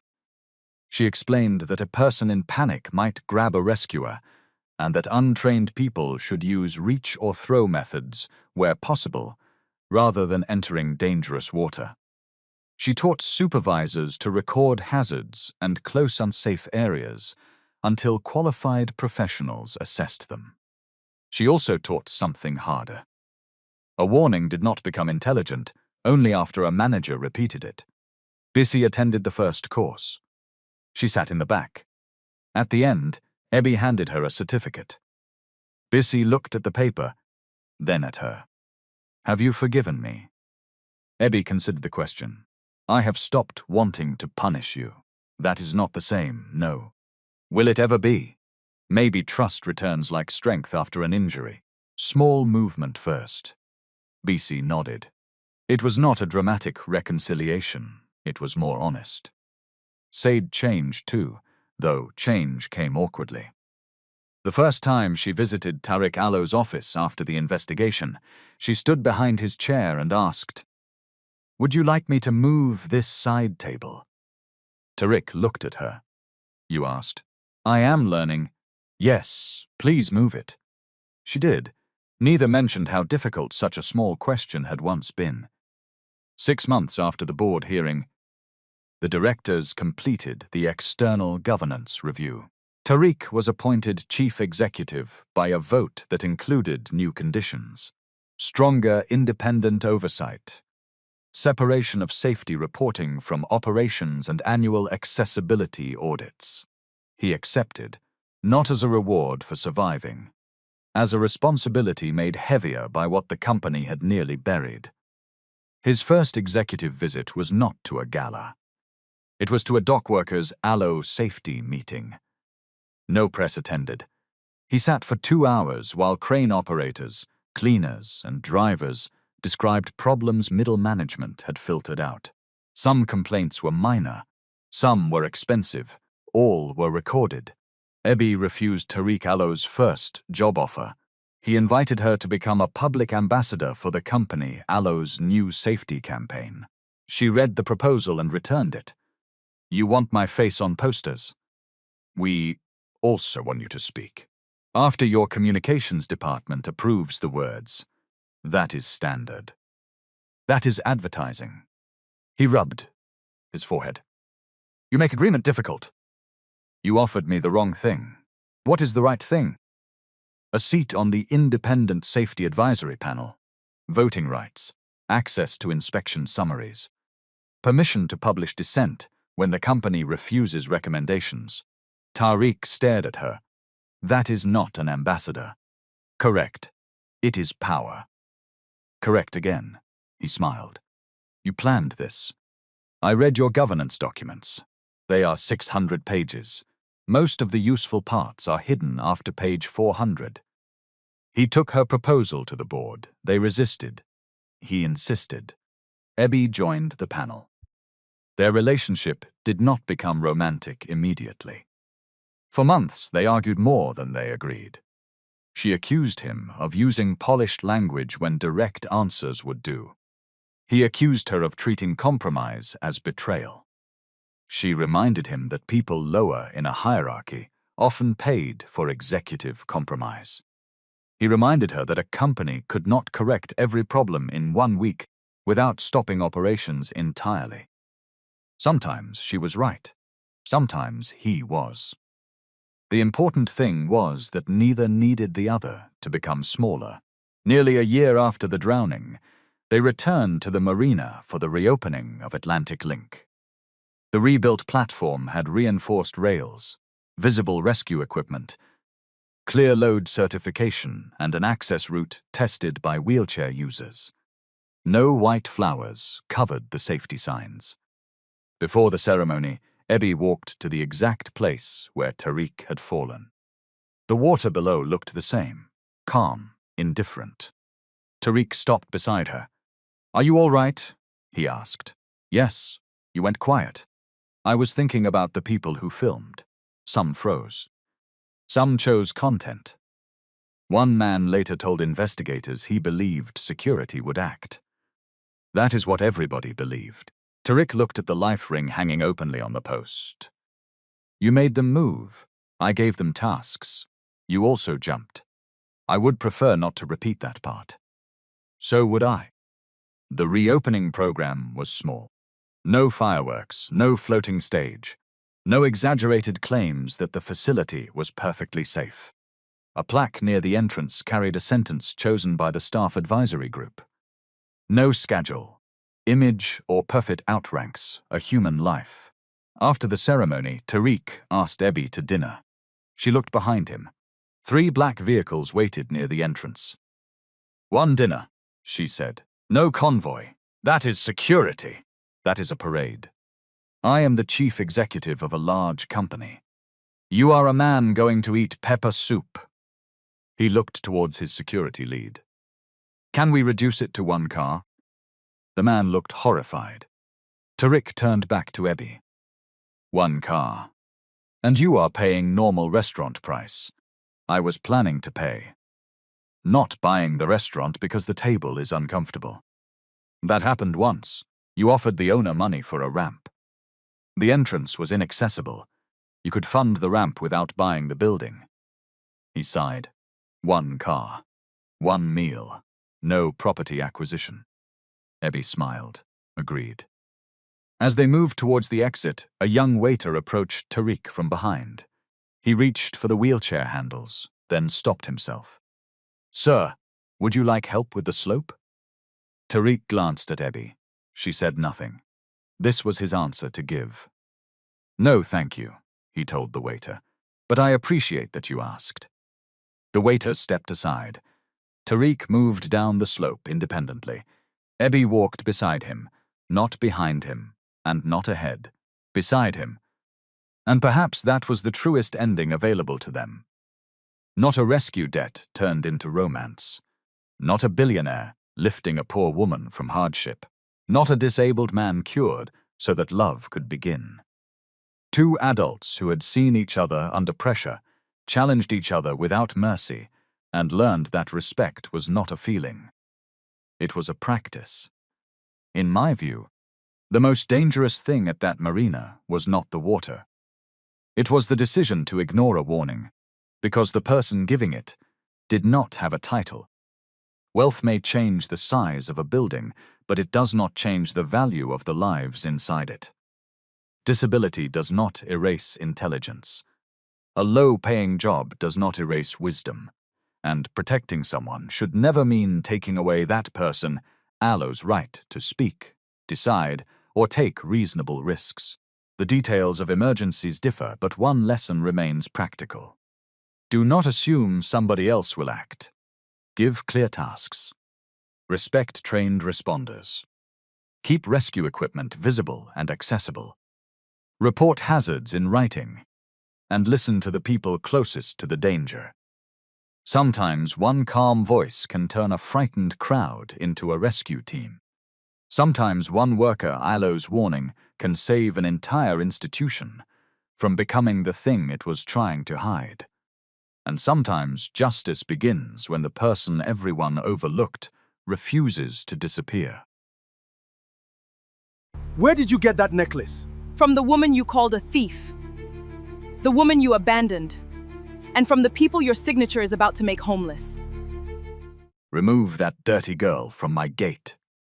The security officer grabbed Cassandra by the arm and dragged her down the marble steps as workers gathered behind the glass doors, laughing and recording with their phones.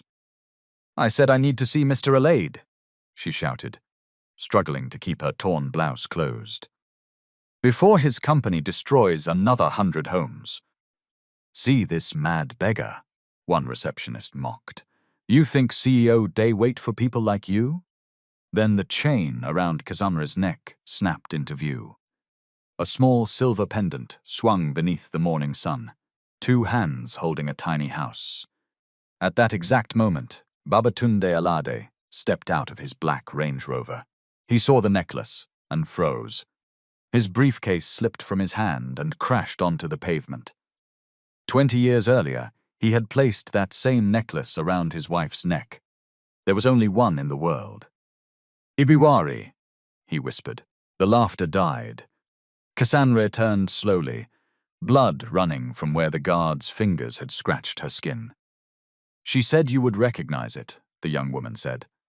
"But she warned me that recognizing jewelry is easier for you than recognizing the truth." Tunde's face drained of color. "Where did you get that necklace?" Cassandra reached into her battered bag and pulled out a sealed envelope. "From the woman you called a thief, the woman you abandoned, and from the people your signature is about to make homeless. Do not leave this story halfway, because what was inside that envelope would tear open a 20-year-old lie and bring one of Lagos's most powerful families to its knees." Before we continue, tell us in the comments where you are watching from and your local time. And subscribe, because the truth this homeless young woman carried was far more dangerous than the necklace around her neck. The air outside Alade Meridian Developments seemed to lose its sound.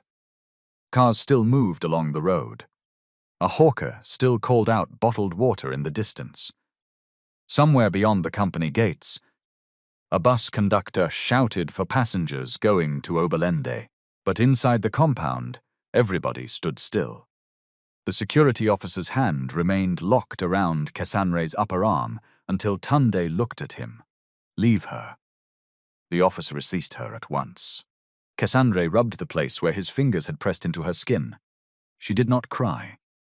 That unsettled Tunde, more than tears would have done. "Bring her inside," he said. Chief Security Officer Bamidel lowered his voice. "Sir, we have not searched her properly." Tunde turned.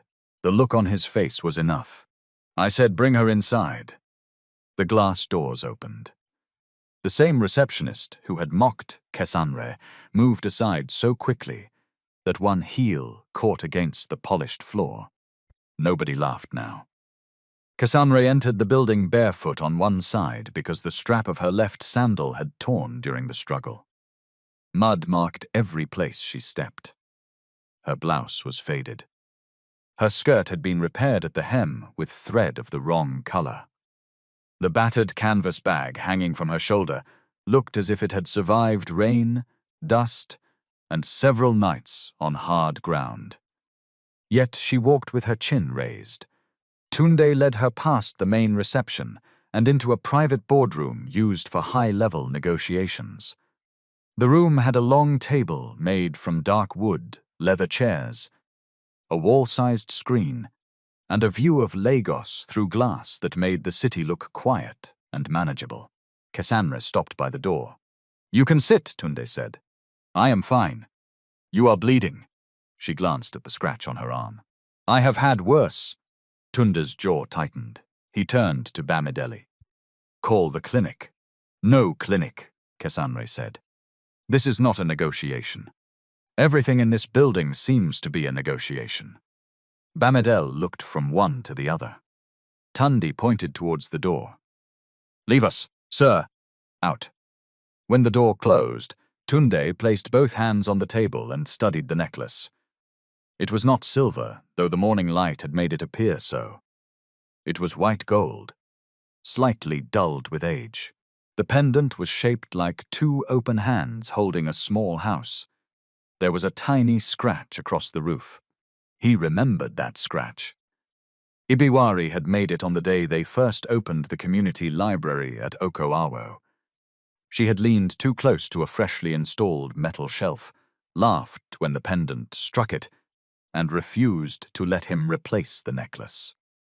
"A house that has never been scratched has never sheltered anybody," she had said. Tunde had forgotten the exact sound of her laughter. He had not forgotten the necklace. "Take it off," he said. Cassandra's eyes hardened. "Why? I need to see it." "You can see it from there. That necklace belonged to my wife, your ex-wife." The correction landed sharply. Tun straightened. "Where did you get it?" "She gave it to me." "When?" "Before she died." His breath stopped for half a second. "Ibiwari is dead." Cassandra did not answer immediately. For 20 years, Tunde had trained himself not to ask about Ibiwari. He had told himself that her life no longer concerned him. Whenever her name surfaced in old documents or at social functions, he became busy with another conversation. He had heard rumors that she worked with housing rights groups. Once, an associate mentioned seeing her in Port Harcourt. Another time, someone said she was living in Accra. Tunde had never checked. Now, a girl who slept on the street was standing in his boardroom, wearing the necklace he had once fastened around Ibiwari's neck, and speaking of her death as though it were ordinary news. "When did she die?" he asked. 18 months ago. "From what?" "Kidney failure, complications from hypertension, and maybe from carrying too many things alone for too long. That is not a medical answer. It is the answer I have." Tunde's face changed. Cassandra saw it and looked away, not out of pity, but because grief could become another form of power when it belonged to a rich man. People rushed to comfort it. They made room for it. Poor people buried their own dead and returned to work before the soil settled. Tunde picked up the envelope she had placed on the table. It was brown, softened at the corners with his full name written in blue ink. Babatunde Olusegun Alade. He recognized the handwriting before he broke the seal. For a moment, his thumb refused to move. Inside were 3 things. The first was a photograph. Ibiwari stood beneath a corrugated roof, thinner than he remembered, her hair streaked with grey. Beside her was Cassandra, perhaps 19 in the picture, wearing a school blouse and holding a stack of exercise books. Behind them were wooden houses raised on stilts above dark water. The second item was the first page of a land acquisition file for Abassi Waterside. The third was a folded note. Tunde opened it. Tunde, if Cassandra is standing before you, then every lawful door we tried has remained closed. Do not help her because she carries my necklace. Do not listen because you think she may belong to you. Listen because your company never listened to people who had nothing it needed except their land. Ask for file AM17044. Ask why the beneficiary accounts repeat. Ask why dead residents signed compensation forms. And when they tell you, I stole from you, ask who benefited from your anger. Ibiwari. The room became smaller. Tunde read the note again, then a third time. His eyes returned to one sentence. Do not listen because you think she may belong to you. He looked at Cassandra. How old are you? 23. His face revealed the calculation before he could hide it. Cassandra gave a dry laugh. There. That is the first thing men like you always calculate. What does that mean? You are asking whether I am your daughter. Are you? No. The answer came too quickly for him to trust. How can you be certain? Because my mother's name was Salome Ekanem. My father was Nsikak Ekanem. I have a birth record, church baptism record, and 2 people who knew both of them. Then why did Ibiwari raise you? Cassandra's hand closed around the strap of her bag. She raised me because my mother died after your first project came to our community. Tunde's eyes went to the land file. Abassi, Waterside. Yes, we have never completed a project there. You started 20 years ago. People died before you pulled out. That is not what happened. You mean it is not what was written in the report you signed? Tunde stepped away from the table, his voice lowered. Be careful. Careful? Yes. Cassandra pointed at the glass wall. Beyond it, hundreds of employees moved through a building bearing his name. You have security downstairs, lawyers upstairs, drivers outside. You sleep behind gates. I slept under a church staircase last night, with my bag tied to my waist. Please tell me, sir, between the 2 of us, who has spent more time being careful? The door opened before Tunde could answer. Morenik Sani entered in a navy suit, her round glasses resting low on her nose. She had served as group legal director for 6 years and had learned to read a crisis before anyone explained it. Her eyes moved from Tunde to Cassandra, then to the open envelope. Sir, the project partners are waiting. Chief Oladepo has called twice. Cancel the meeting. Morenik paused. The marina announcement? Cancel it. That will trigger questions. Let them ask. Tunde pushed the land file towards her. Find file AM17044. Morenik did not touch it immediately. What am I looking for? Repeated beneficiary accounts. Compensation forms signed by dead residents. Anything connected to Abassi Waterside. Her gaze sharpened. The current acquisition? The original file. 20 years ago, Cassandra spoke. And the current one? They are using the old signatures to claim people consented again. Morenik looked at her for the first time as if she were more than a security problem. What is your name? Cassandra Ekanem. How did you obtain this document? It belonged to Ibiwari Temuno Alad. Morenik's expression changed, but only slightly. Tunde noticed. You know the name, he said. Of course. No, you reacted. Morenik removed her glasses and cleaned them with a folded cloth. It was what she did when buying time. I saw her name in an archived litigation memo when I joined the company. What memo? A threatened civil claim. It was never filed. Get it. Sir, we have a major transaction today. Get everything. Morenik put her glasses back on. And what should I tell Chief Oladepo? Tell him nothing. That was the first mistake Tunde made that morning. He assumed that silence inside a company remained silent. By the time Moraike reached the legal archive, Chief Oladepo Alade already had a still image from the security footage on his phone. The picture showed Cassandre turning at the gate. The necklace was visible. Oladipo sat alone in the rear seat of his Mercedes and enlarged the image until the pendant filled the screen. For the first time in many years, his steady fingers trembled. He called the project director at Abassi Waterside. "Why has the demolition not begun?" The man sounded confused. "Sir, mobilization is for Monday. The community received 7 days' notice. Move it forward." "To when?" "Tomorrow morning." "Sir." "Legal may object. Legal will receive the revised safety report tonight." "Tell the contractor there is an emergency risk of structural collapse." "That report does not exist." "It will." Oladipo ended the call and stared again at the necklace. "Ibiwari," he murmured. "Even from the grave, you still refuse to rest." Back in the boardroom, Tunde asked Cassandre to explain how she had become homeless. She did not begin with the demolition. She began with her mother's dialysis. "People like one dramatic reason," she said. "They want to hear that one fire burnt everything, or one wicked landlord threw us out. Real life is not always like that. Sometimes you fall through 10 small holes before anybody calls it a disaster." Her adoptive mother, Ibiwari, had been sick for years. At first, she managed her blood pressure with medication. Later, her kidneys began to fail.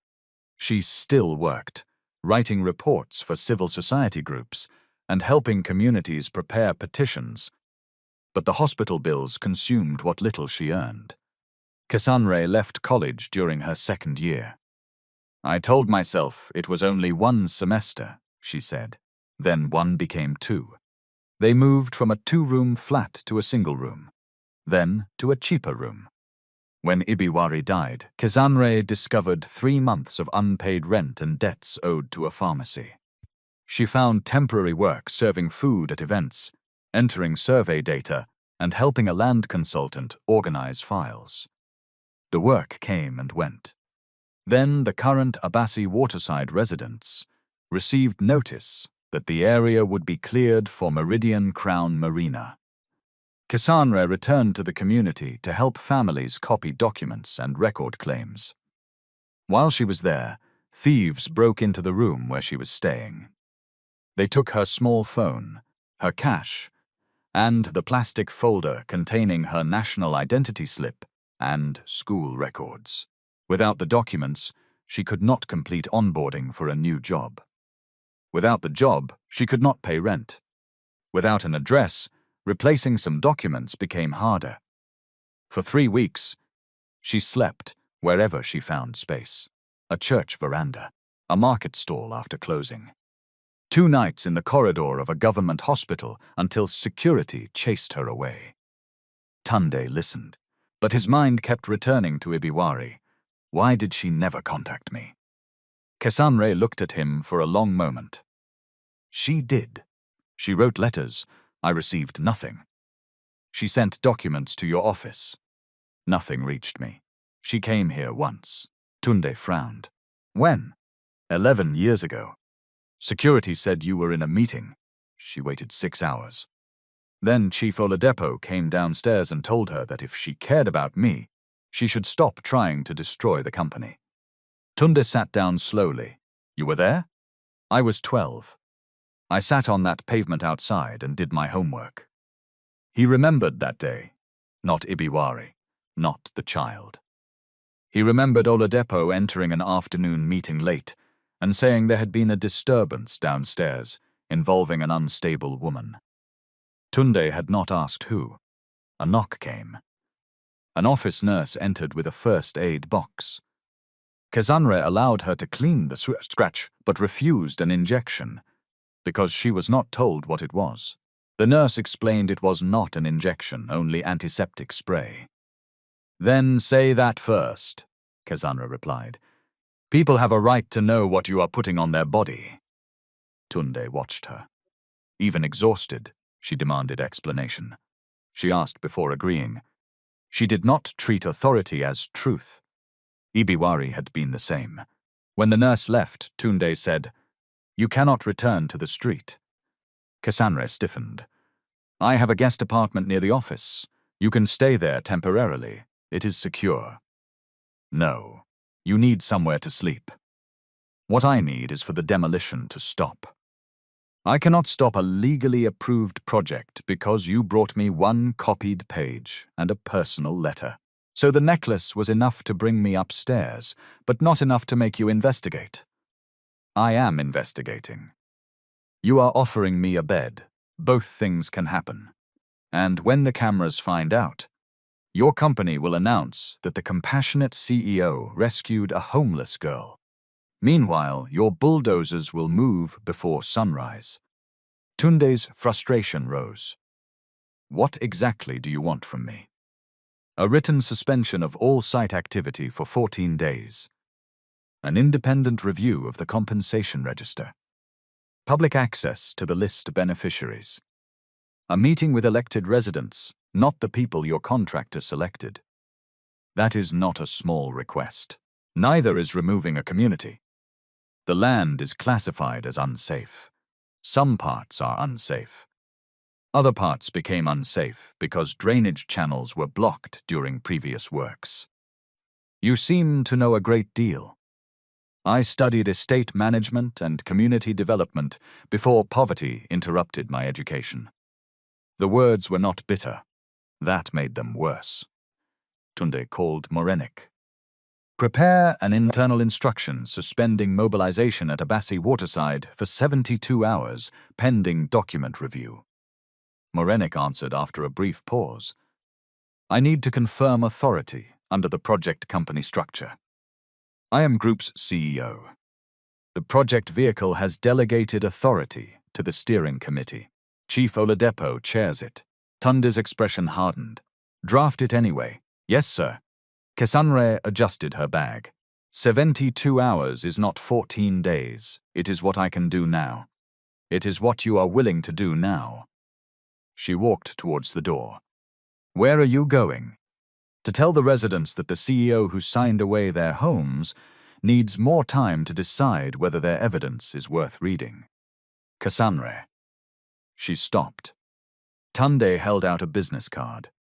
"My direct number." She stared at it. "You think a woman sleeping outside has a phone?" He lowered his hand. For the first time that morning, the humiliation belonged to him. Morenik spent the next 2 hours inside a restricted digital archive. The company's current system contained clean copies of every document connected to Abassi Waterside. Too clean. She searched the old reference number from Ibiwari's letter. File AM 17044 existed, but its index listed only 28 pages. A legal memo from 19 years earlier referred to 73 pages. 45 pages were missing. She checked the compensation register. 182 households appeared as paid. 37 payments had gone into only 4 bank accounts. She cross-checked names with publicly available death records and old community minutes. At least 9 supposed recipients had died before the payment date. Morniki leaned back in her chair. A junior lawyer knocked. "Ma, Chief Oladepo is asking why the Marina announcement was cancelled. Tell him the CEO is unwell." The lawyer hesitated. "But he is in the building." "Then tell him I said nothing." When the junior lawyer left, Morenik opened the litigation memo bearing Ibiwari's name.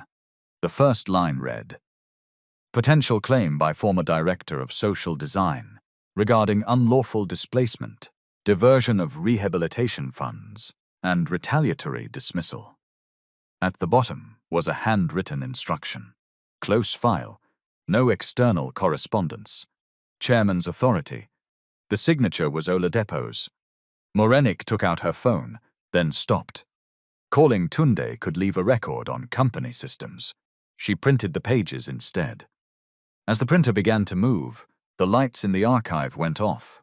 Not the whole floor, only the archive. Morenike stood still in the darkness.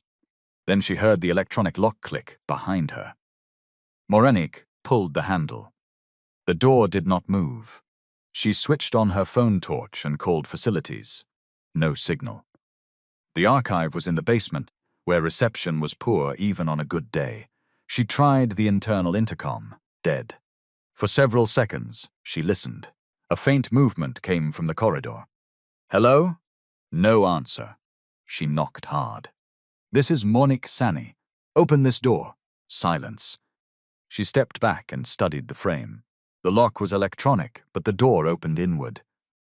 A red emergency release box sat beside it, sealed behind thin plastic. She struck the plastic with the heel of her shoe, reached in, and pulled the lever. Nothing happened. Someone had disabled the emergency release. That frightened her more than the darkness. Morenique took pictures of the printed pages and saved them to an encrypted folder on her personal phone. Then she slid the originals beneath her blouse and tucked them into the waistband of her skirt. She had spent most of her career telling executives to remain calm during crisis. Now, with sweat collecting beneath her collar, she understood how useless that advice sounded when someone else controlled the door. She began striking it with the fire extinguisher. The third blow brought a voice. Ma? It was the basement cleaner. Mrs. Sani, get security. The door is locked. 5 minutes later, the lock released. A facilities officer apologized repeatedly, blaming a system fault. Morenique did not argue. She stepped into the corridor and saw a man turning at the far end. Gray suit, heavy shoulders, one of Chief Oladepo's personal assistants. She recognized his walk. He did not look back. Morenique went straight to Tunde's office. He was on the phone with the project director. What do you mean, the steering committee overruled the suspension? The director's voice came through the speaker. Sir, the chairman says the structural risk is urgent. He has circulated an engineering report. Who commissioned it? I do not know. You are the project director? Yes, sir. Then how can you not know? Morenique closed the office door and placed the printed memo on Tunde's desk. He read the first page while still listening to the call. His face changed. Do not move a single machine, he told the director. Sir, mobilization has already begun. To where?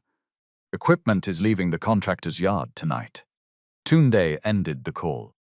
Morenique described what she had found.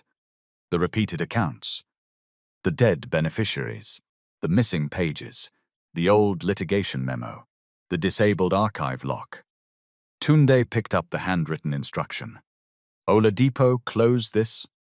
That appears to be his signature. He was managing director then, and you were chief executive. The words were quiet. Tunde looked up. Morenique did not soften them. I need to ask you something, sir. Did you know Ibiwari had raised these allegations? I knew she accused the project team of mishandling resettlement funds. Did you investigate? My uncle said an internal audit found no diversion. Did you read the audit? I read the summary. Who prepared the summary? Tunde already knew the answer. Oladepo's office. Morenique sat opposite him. What happened to Ibiwari after that? She was suspended. By whom? By me. And the allegation that she stole money. There were transfers linked to a consultancy account she had authorized. Did the money enter her personal account? No. Did she explain the consultancy? Tunde's eyes shifted to the city outside. She said it was a community trust account. Was it? I did not confirm it. Why? His voice sharpened. Because my marriage was falling apart. My first major project was close to collapse. Investors were threatening to leave, and every document on my desk said she had acted without approval. Every document provided by the same office that wanted the file closed. You think I do not understand that now? I think understanding it now will not protect anybody tomorrow morning. Morenique placed her phone on the desk and showed him photographs of the archive pages. We need external copies. We also need a court order. Your internal instruction may not be enough. Call our outside counsel. Our outside counsel represents the company. If the company may be implicated, privilege and conflicts become complicated. Then find independent counsel. For you or for the affected residents. The question caught him. For both. That is not always possible. Tunde paced once across the office. Find someone for the residents first? Moranique nodded. I know a public interest lawyer, Barrister Amina Danjuma. She has sued this company twice. Will she take my call? No, but she may take Cassandra's. They found Cassandra at Abassi waterside, shortly before sunset. The road ended before the community did. From there, narrow planks and packed earth led between homes built from timber, blocks, zinc, and years of repair. Children moved around buckets placed beneath leaking roofs. Women smoked fish over metal drums. Men returned from the lagoon with nets coiled inside wooden boats. The air carried salt, smoke, diesel, and open drains. Tunde had seen the community from project photographs.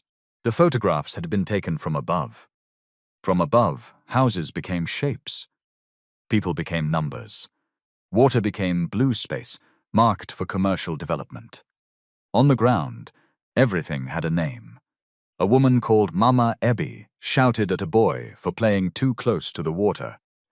A tailor worked beside a window with no glass. A mechanic had arranged spanners by size on a piece of old cloth. Near the community hall, residents were copying identification documents and writing household details into exercise books. Cassandra sat at a plastic table, helping an elderly man press his thumb onto an ink pad. She saw Tunde approaching and stood. Every conversation around them stopped. You brought lawyers? She asked. Mornick answered. I brought evidence that your concern is credible. Credible? It is a legal word. It is also a comfortable word. Moranique accepted the rebuke. We found repeated bank accounts and missing archive pages. We need to seek an urgent injunction tonight. Cassandra turned to the residents. An old woman pushed forward. This is the man? She asked. Tunde nodded. My name is Babatunde Alade. I know your name. It is on the paper tied to my door. She held up a notice with a red mark. I am Comfort Effiong. I have lived here 31 years. Your paper says I collected 8 million naira. Show me the bank where I collected it. Tunde took the notice. I will investigate. You people always investigate after the machine has broken the house.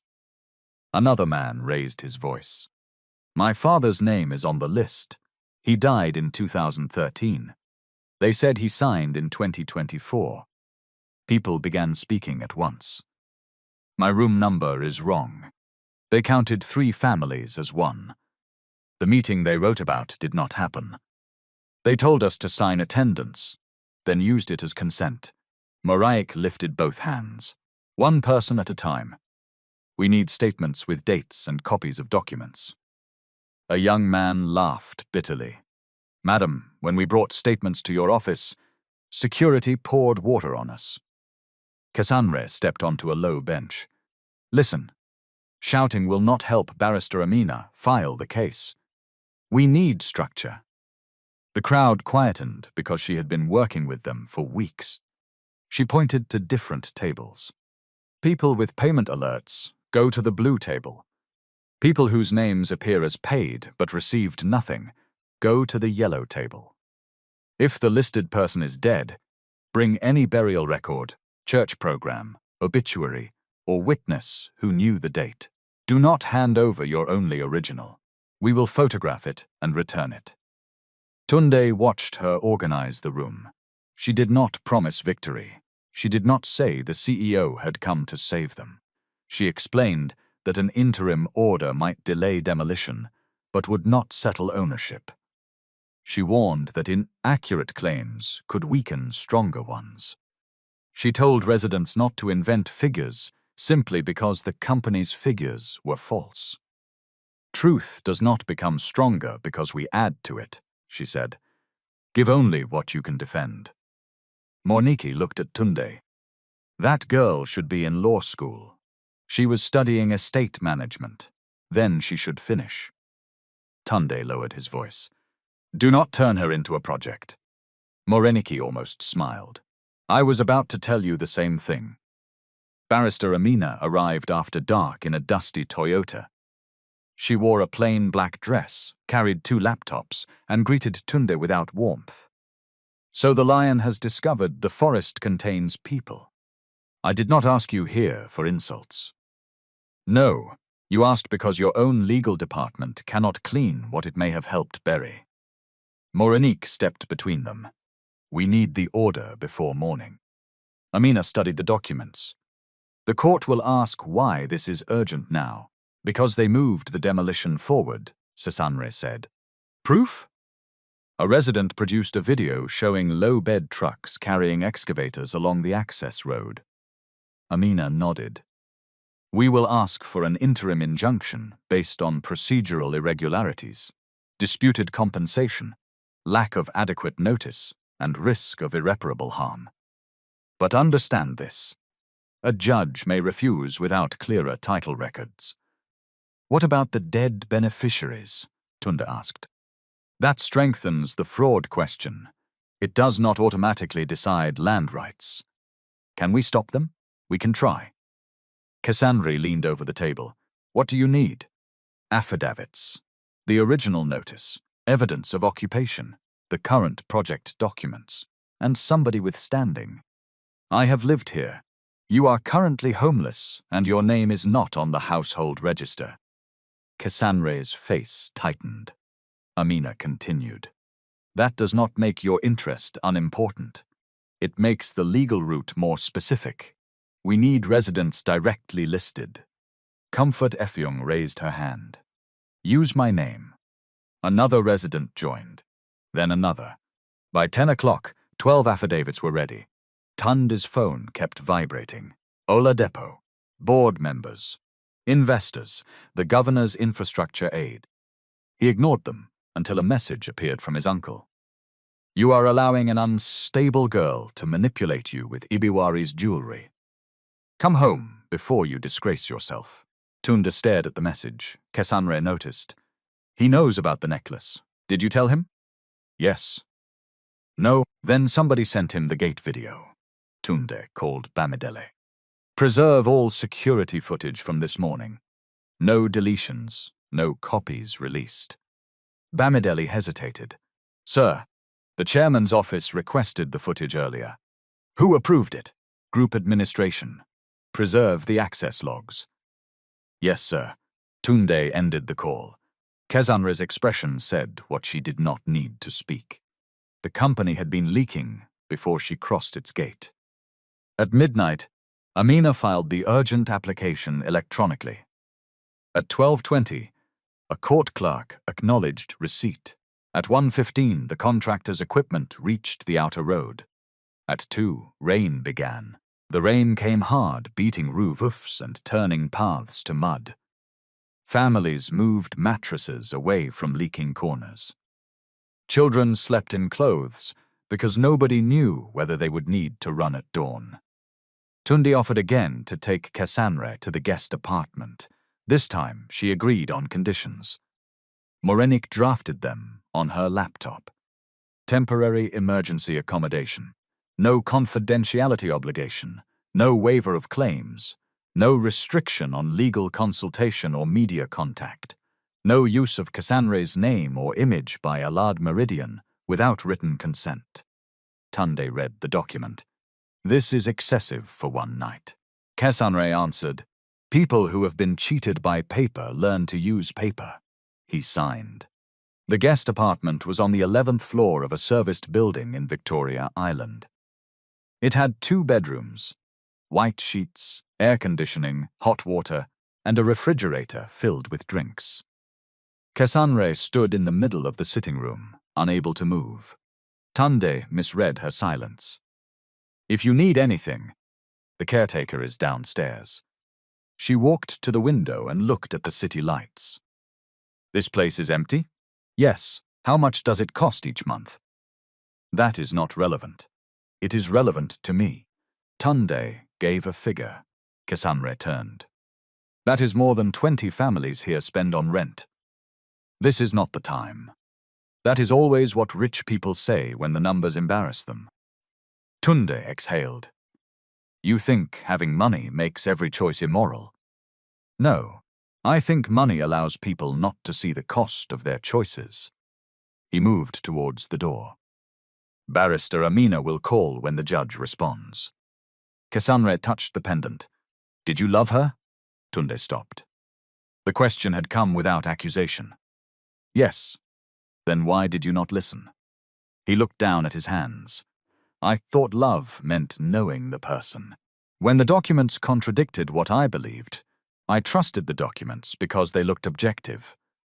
But somebody prepared them. I know that now. No. You knew it then. You only trusted the person who prepared them more than the woman you married. Tunde met her eyes. You sound exactly like her. I spent most of my life with her. He opened the door.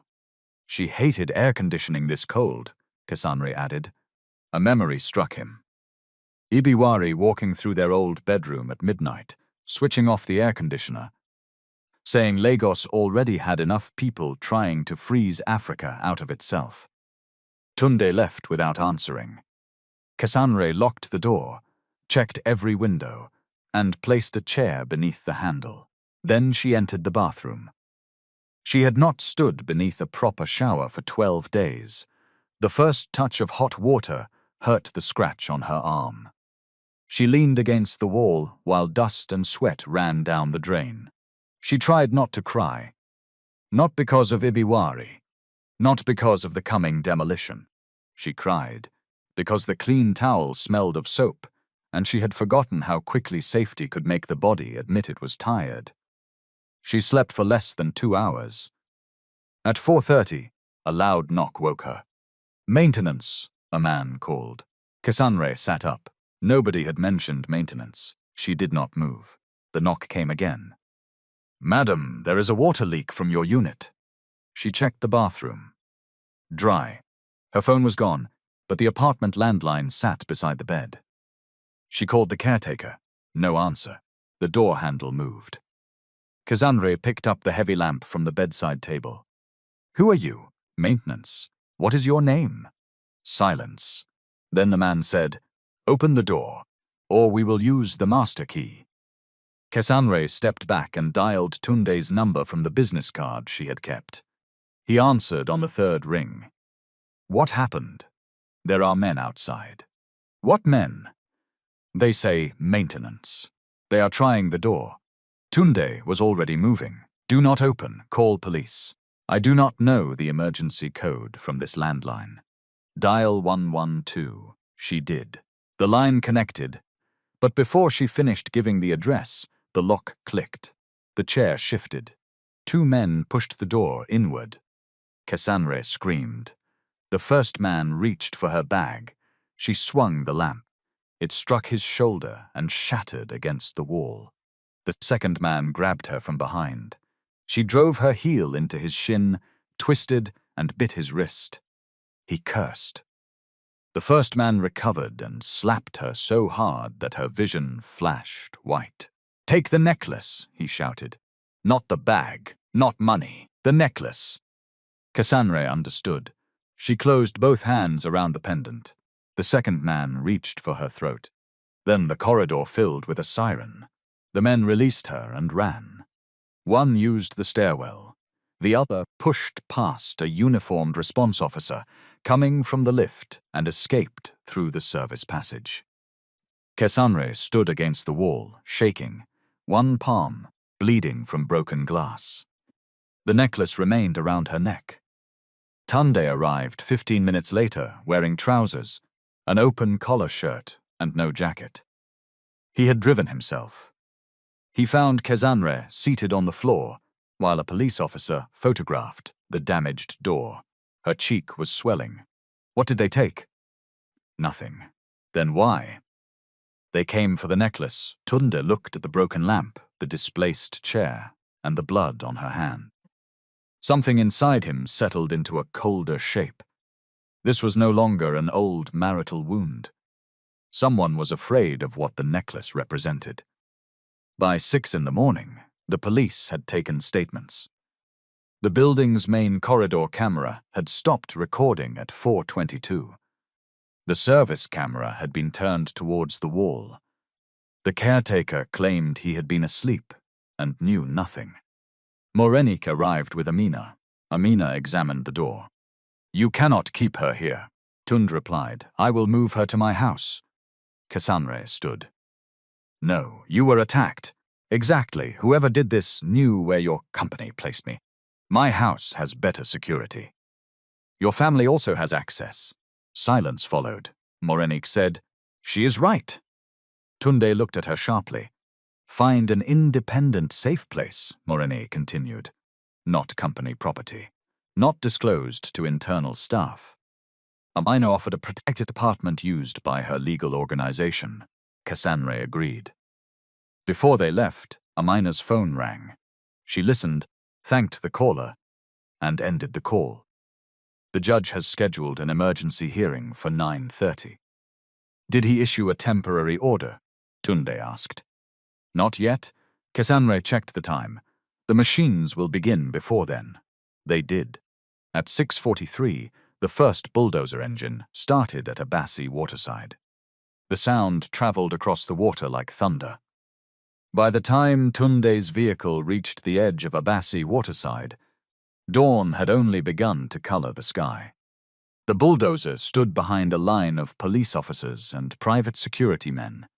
Its blade was raised. 2 excavators waited farther back on transport trucks. Workers in reflective jackets moved around the equipment, checking fuel lines and shouting over the engines. Residents poured from the lanes carrying bags, cooking pots, mattresses, school uniforms, framed photographs, and whatever else their hands could hold. A child was crying because he could not find one shoe. Comfort Effiong stood in front of her house with both arms spread. "You will pass through me first." A police officer shouted through a loudspeaker. "All residents must comply with the lawful evacuation notice. Do not obstruct authorized personnel." Cassandre pushed through the crowd. "Where is the court order authorizing demolition?" The site manager pointed to a laminated document. "Government clearance. That is an environmental access permit. It is not a possession order." "You are not a lawyer." "No, but I can read." The site manager turned away. Tun stepped forward. "Switch off every machine." The man froze when he recognized him. "Sir, I have written instruction from the steering committee. I am the group CEO." "Yes, sir, but this project is under Meridian Crown SPV. The chairman has delegated authority. I am withdrawing that authority." "You cannot do it verbally, sir." Tunde moved closer. "Then treat this as notice that I will hold you personally responsible for every structure damaged after this moment." The contractor's representative joined them. "Mr. Alaid, mobilization costs are running. We have police support and a safety report stating that the structures present imminent risk." Morenik held out her hand. "Show me the report." He gave her a copy. She scanned the first page. "This engineer resigned from the consulting firm 6 months ago. That is not my concern.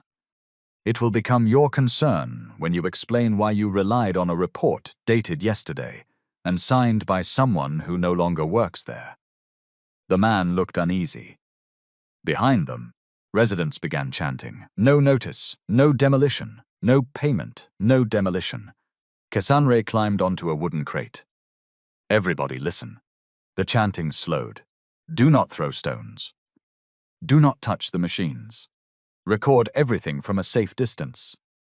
Parents, keep children behind the community hall. People with elderly relatives, move them to the church compound.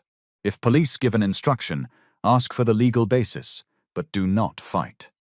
A young man named Edet shouted, "They will destroy us while we are asking questions." Cassandre pointed at the phones raised around them. "If you fight, They will show only the fight. They will not show the papers. Do not give anybody an excuse to call us violent. Tund watched her calm people who had every reason to be furious. He had attended leadership programs in London and New York. Consultants had taught him crisis communication, stakeholder management, and conflict de-escalation. Cassandre did it with no microphone, no title, and no promise that she could win. A police commander approached. "Mr. Alad, with respect, your family disagreement is not our operational matter. We have instruction to maintain order. This is not a family disagreement. Then bring a court order." Amina checked her phone again. "The hearing has started remotely. The judge is reviewing the affidavits." "How long?" Tunde asked. "As long as the court requires." The bulldozer operator lowered the blade. Cassandre ran towards the line. Tunde caught her arm. "Do not. That is Mama Comfort's house. You told everybody not to approach the machine. I know. Then follow your own instruction." The operator looked towards the site manager. The manager lifted one hand. Moronique stepped directly in front of the blade. The operator stopped. Tunde stared at her. She did not turn.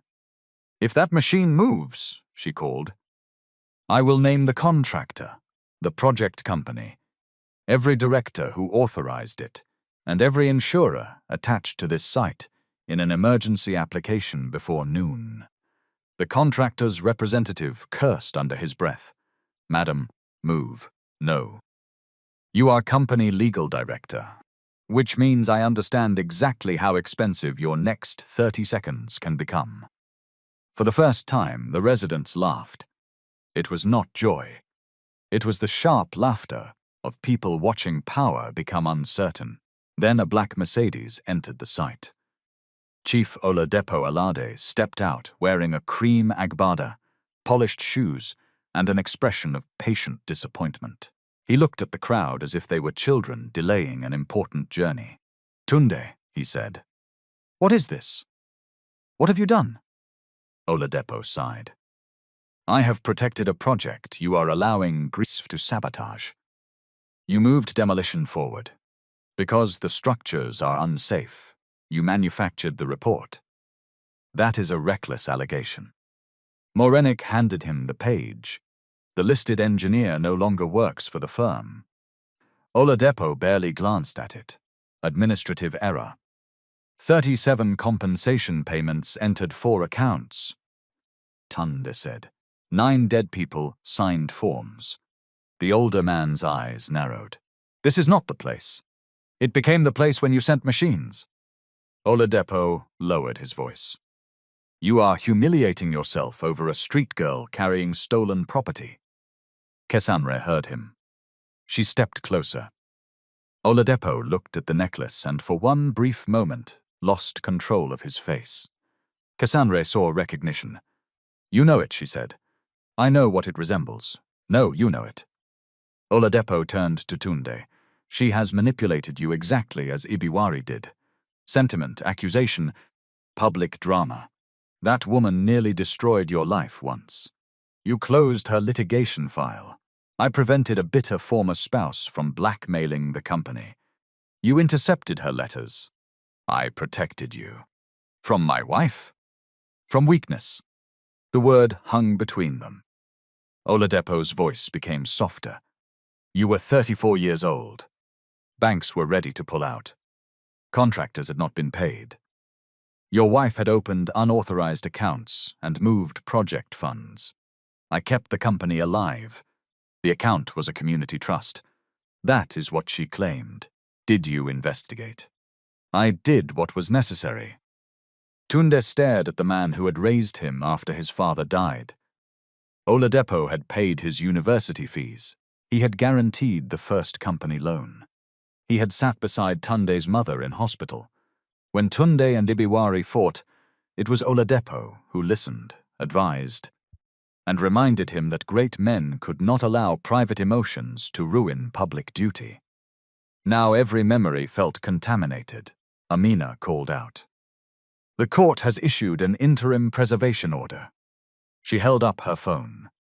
All demolition, removal, or interference with occupied structures is suspended for 7 days pending hearing. The order has been served electronically on the project company, contractor, police legal unit, and local authority. The residents erupted. The site manager stepped back. Oladipo raised his hand. An electronic copy is not service on site. Amina faced the police commander. Your legal unit has acknowledged receipt. Check your phone. The commander moved aside and called someone. The bulldozer engine continued running. Comfort Effiong began to pray aloud. The police commander returned. Switch off the equipment. For a second, nobody moved. Then the entire community exploded in shouts. Women embraced. Men lifted their hands. Children who did not understand the legal order shouted because the adults were shouting. Cassandra did not celebrate. She knew 7 days was not victory. She looked at Oladipo. He was watching her with an expression that contained no surprise now, only calculation. You think a temporary order changes ownership? He asked. No, Cassandra replied. It changes what you can destroy before people are heard. Oladipo turned to Tunde. The board will meet at noon. Good. You may not enjoy the agenda. Neither will you. The boardroom at Alad Meridian had seen arguments over debt, acquisitions, delayed projects, labor disputes, and political risk. It had never seen Babatunde Alade arrive carrying evidence against the man at the head of the table. 12 directors attended in person or by video. Oladipo sat in the chairman's seat. Tunde remained standing. Morenike distributed copies of the compensation anomalies and litigation memo. Oladipo did not deny that irregularities existed. He reframed them. Large community acquisitions produce imperfect records, he said. Names change. Accounts are shared.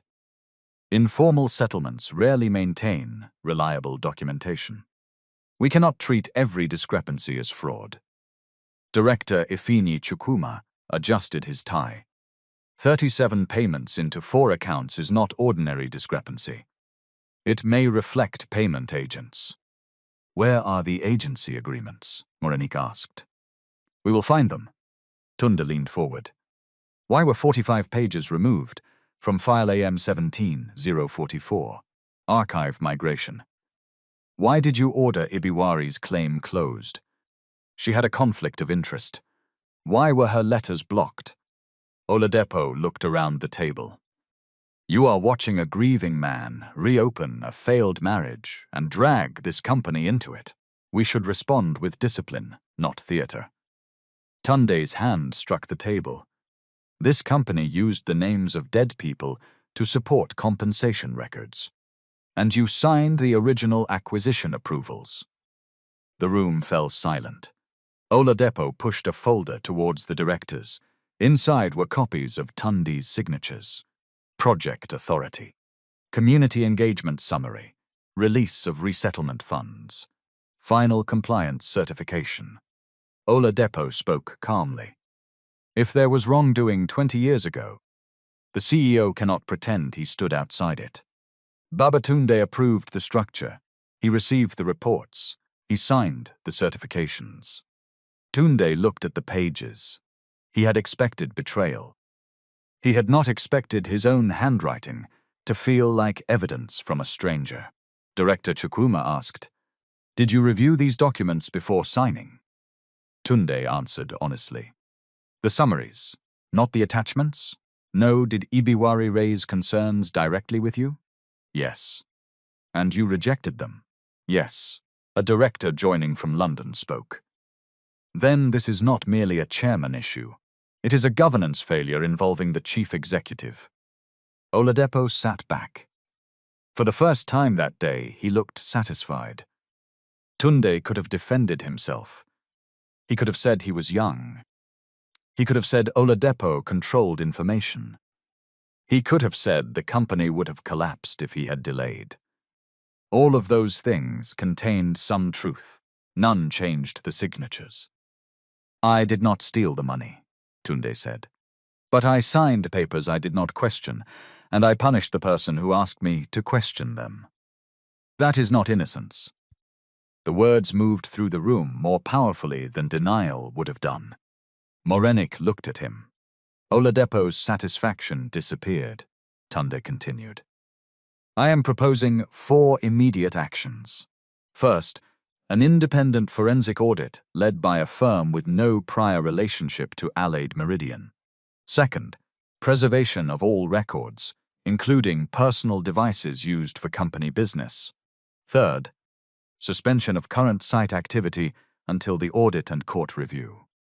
Fourth, voluntary disclosure to the relevant financial and anti-corruption authorities.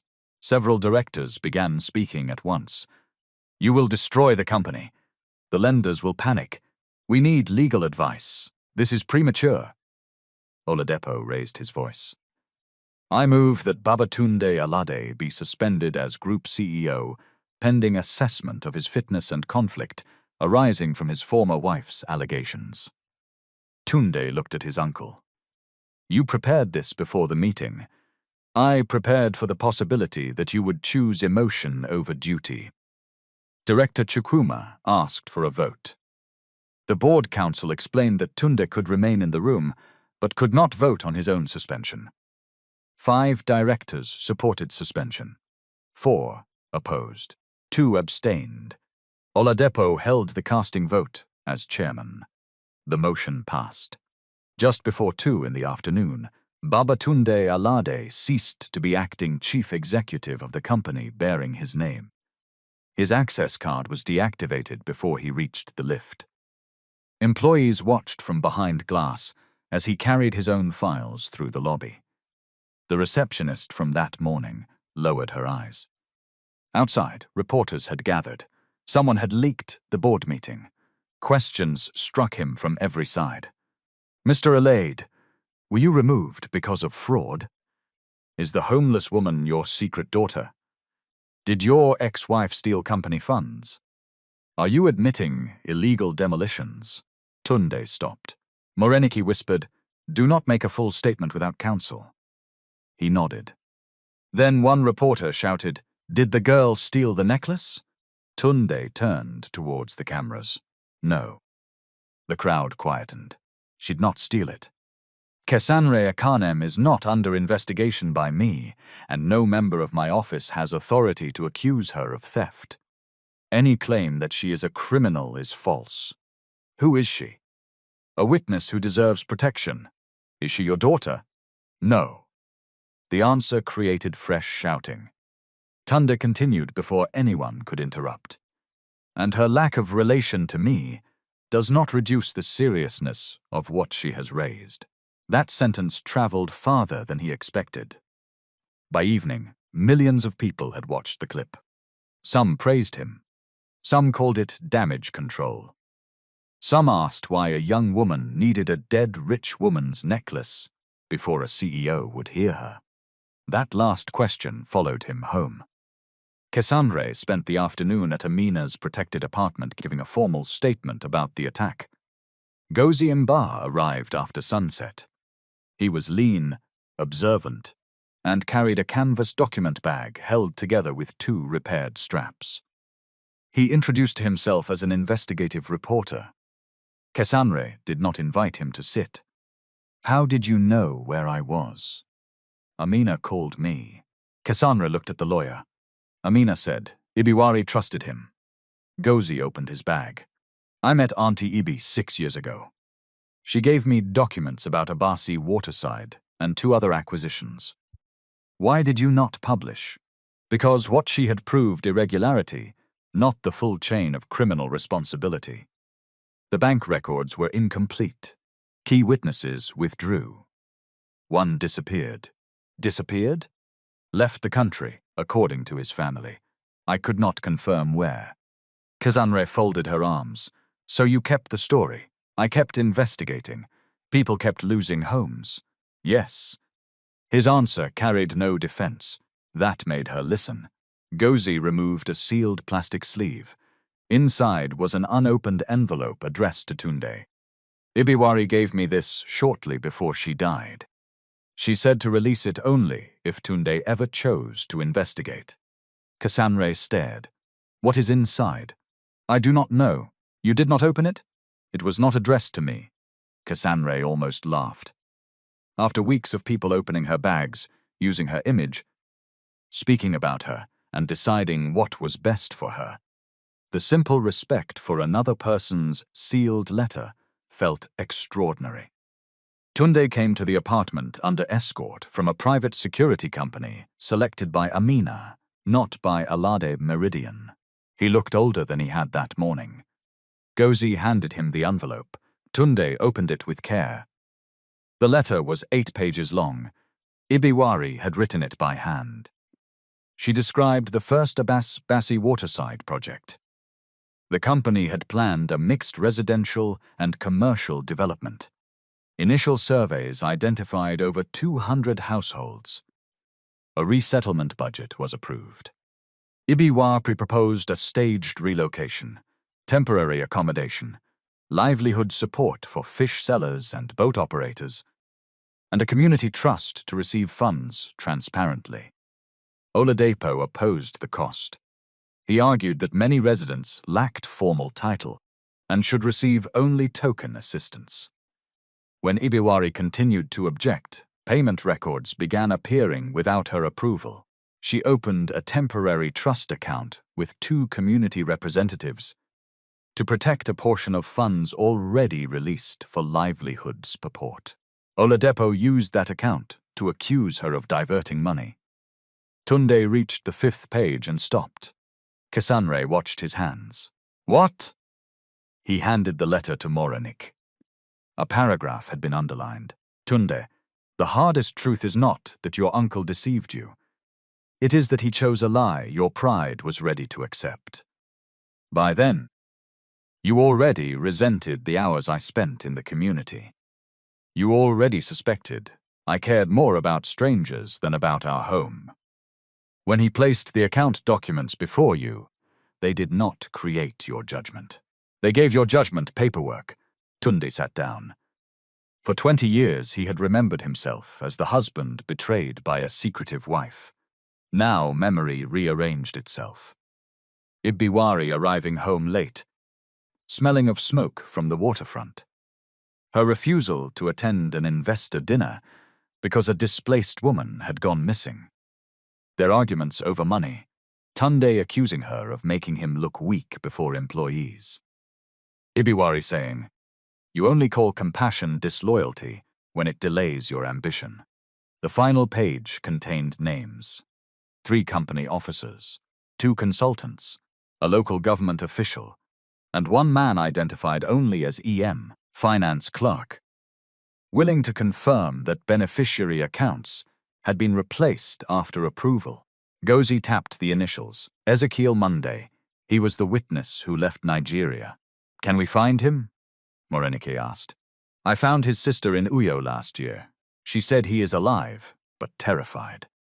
Tunde looked at Gozi. What would make him speak? Evidence that the company can no longer bury him. Amina's phone rang. She answered, listened, and slowly turned towards Cassandre. What is it? Cassandre asked.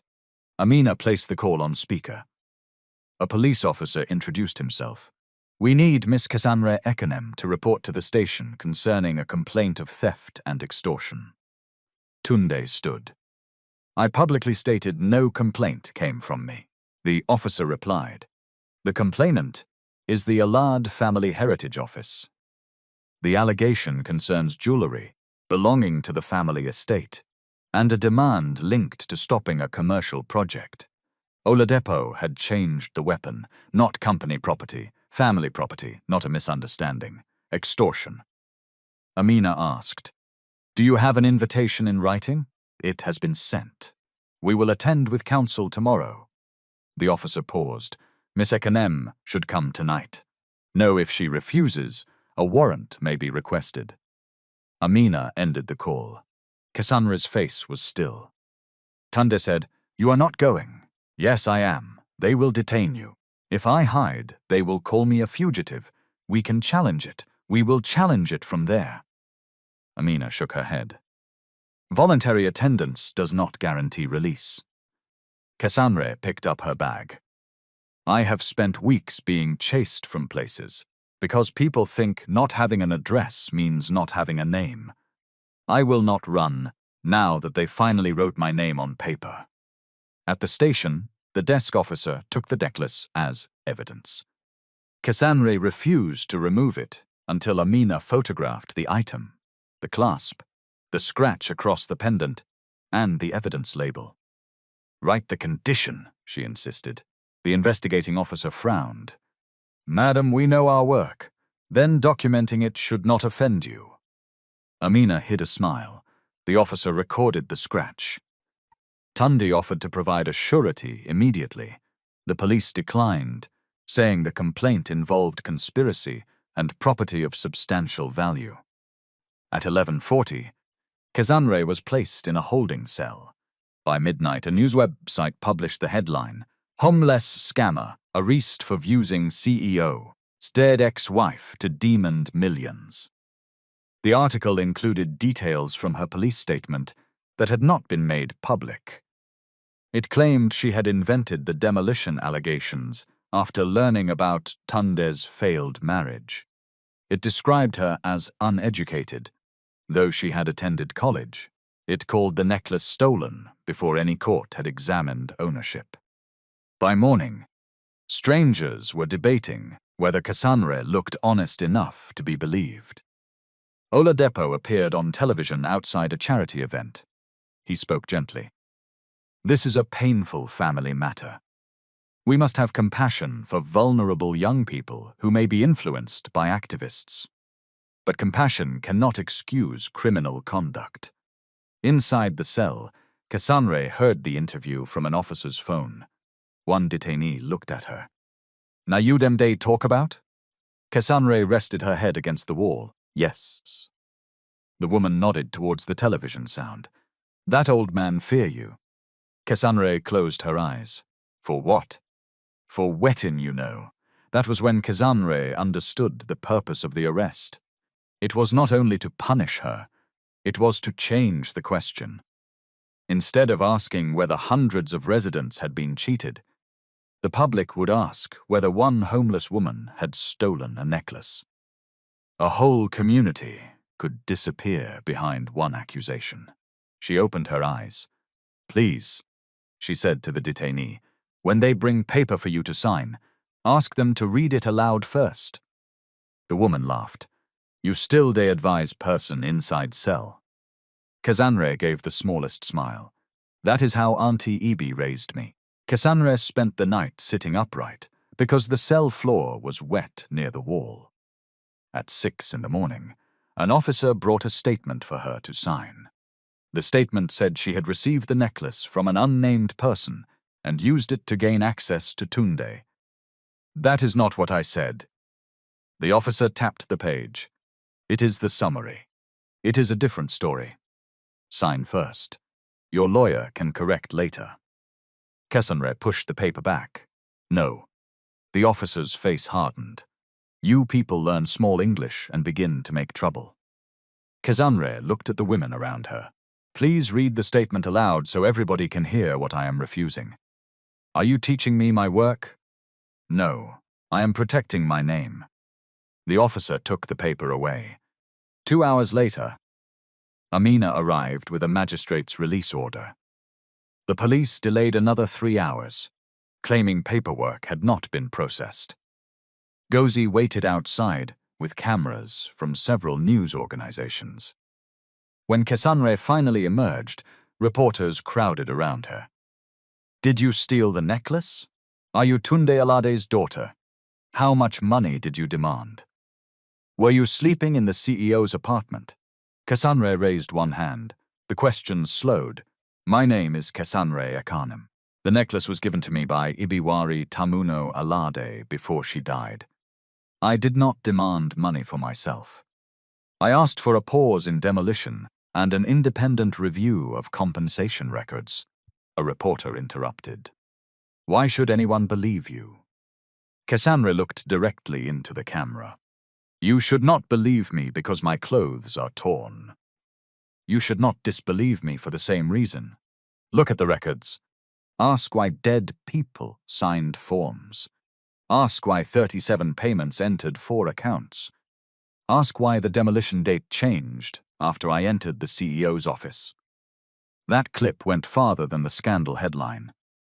At Abassi Waterside, residents played it on phones. In offices, people argued over it during lunch. Law students began downloading the court filings. Estate surveyors pointed out that informal occupation did not erase the need for due process. Others attacked Cassandre, calling her an opportunist. But the question had returned to the documents. Oladepa's attempt to reduce a community to a necklace had failed.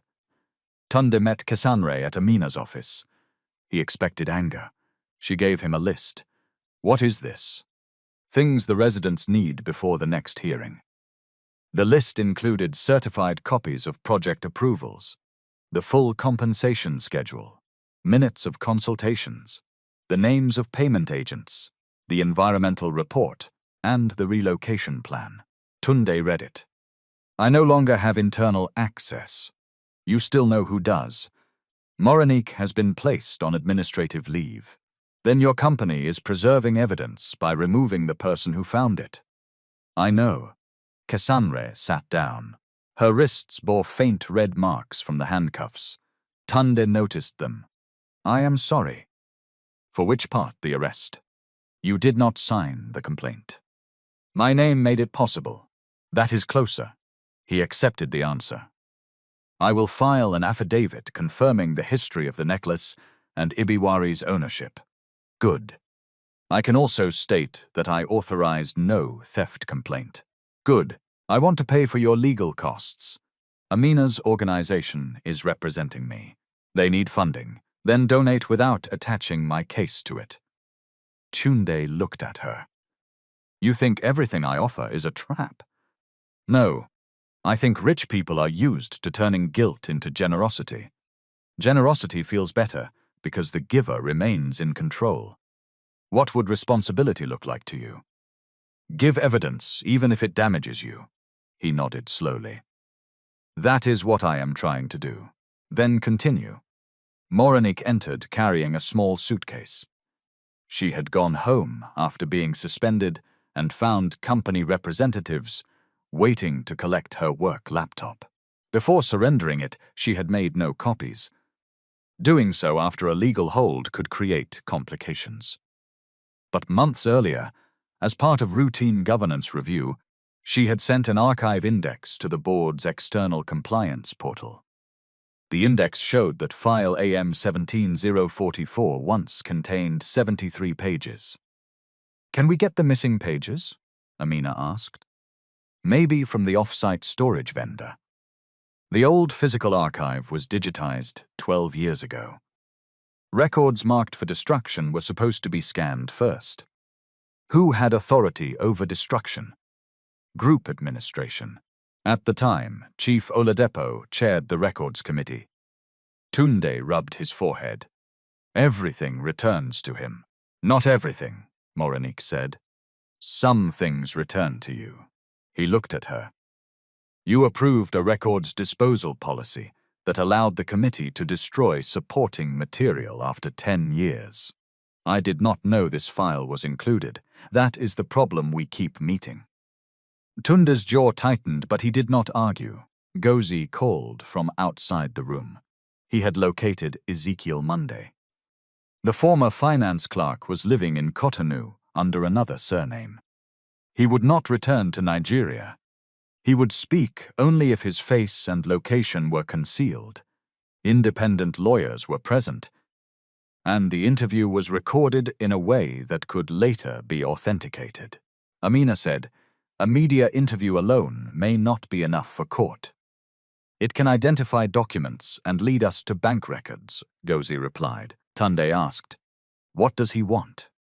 Protection for his family, and proof that Oladepo no longer controls the company's response. He still chairs the board. Then remove him. That requires votes. Cassandra spoke. Find them.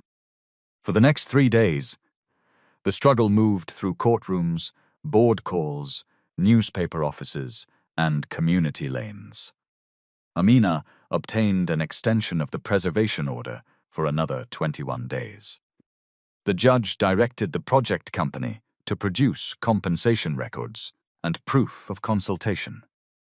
The company submitted over 2,000 pages. Quantity was used as fog. Cassandre, Morenique, volunteer law students, and community representatives divided the pages. They built a table: name, household number, payment amount, account number, date, signature or fingerprint, occupation status, supporting document. They marked contradictions in red. One beneficiary appeared as both deceased and present at a consultation meeting 2 years later. 11 fingerprints were visually identical. A payment agent had collected funds for 42 households, though no authorization forms were attached. Several women listed as dependents were household heads who operated businesses. An entire lane had been omitted from the relocation map.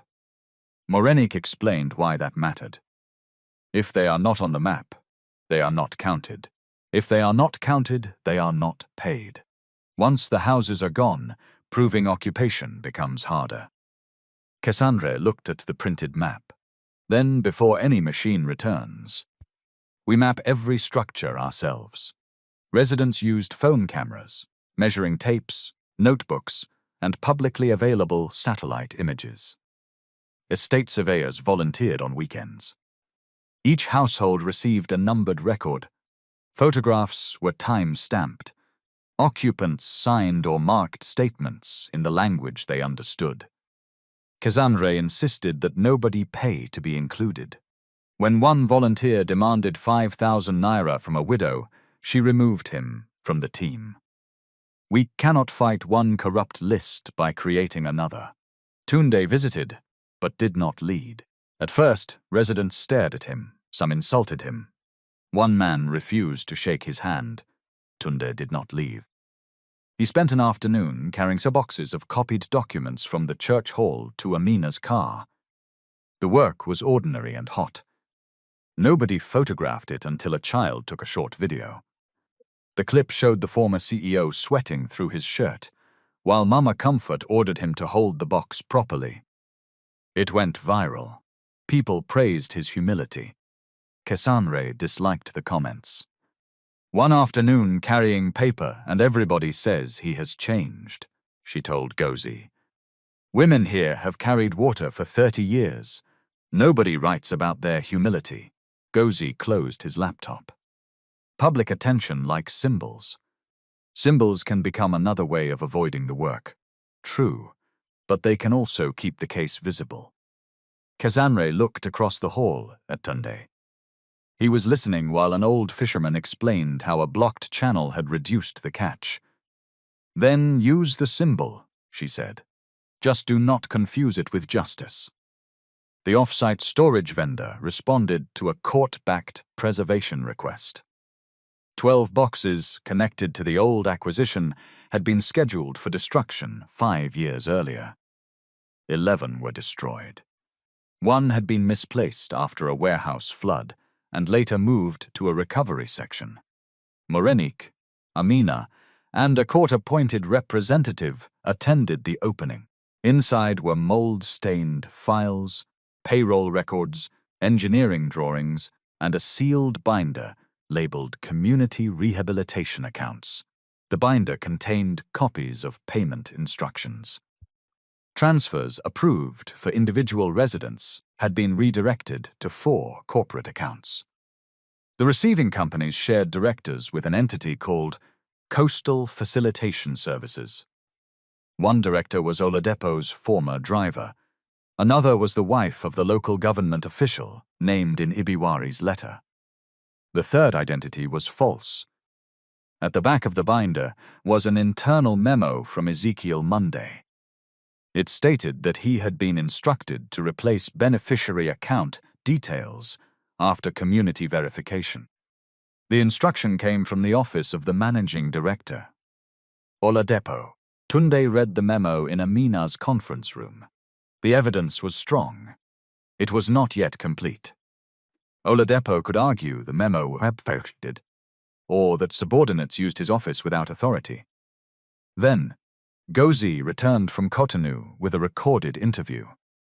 Ezekiel appeared in shadow, his voice slightly altered for public release. For legal preservation, a separate unaltered recording was witnessed by 2 lawyers and a notary. He described receiving spreadsheets from Oladipo's personal assistant. He had objected. He had been told the changes reflected payment agents, selected by community leaders. When he asked for authorizations, he was threatened with dismissal. Later, after Ibiwari began asking questions, Ezekiel copied the instructions. He saw Oladipo's assistant remove documents from her office. He also saw a draft audit revised before it reached Tunde. "Why did you leave?" Gozi asked on the recording. "Because a man followed my daughter from school. Who sent him?" "I cannot prove." "Why speak now?" Ezekiel was silent for several seconds. "Because I told myself I was protecting my family. But every year another family lost a house, because people like me kept quiet." Tunde closed his eyes. Silence. Again, every road in the story seemed to return to silence. The board convened an emergency meeting after the binder and witness recording were disclosed to council. Oladipo arrived with 2 senior lawyers. He looked tired but controlled. "This evidence has not been tested," he said. "A frightened former employee and water-damaged documents do not establish criminal responsibility." Director Chukwuma replied, "They establish enough risk to suspend you." Oladipo turned to Tunde. "This is your revenge. No, you lost your position, so you have decided to burn the institution." Tunde looked around the table. This institution was already burning. We only kept the smoke away from this room. Oladipo laughed without humor. "You think these people will thank you? The residents? The press? That girl?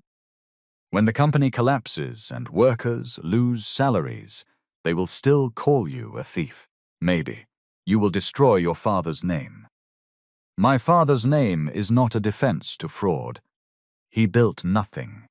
I built this with you, and you used that fact to make me afraid of questioning you." Oladipo's eyes became hard. "I paid your school fees when your mother had nothing. I know. I gave you your first office. I know. I stood beside you when Ibiwari left." Tunde's voice broke slightly. "You helped make sure she had to leave." The vote to suspend Oladipo passed 7-4. He was ordered to surrender access, devices, and records. He stood slowly.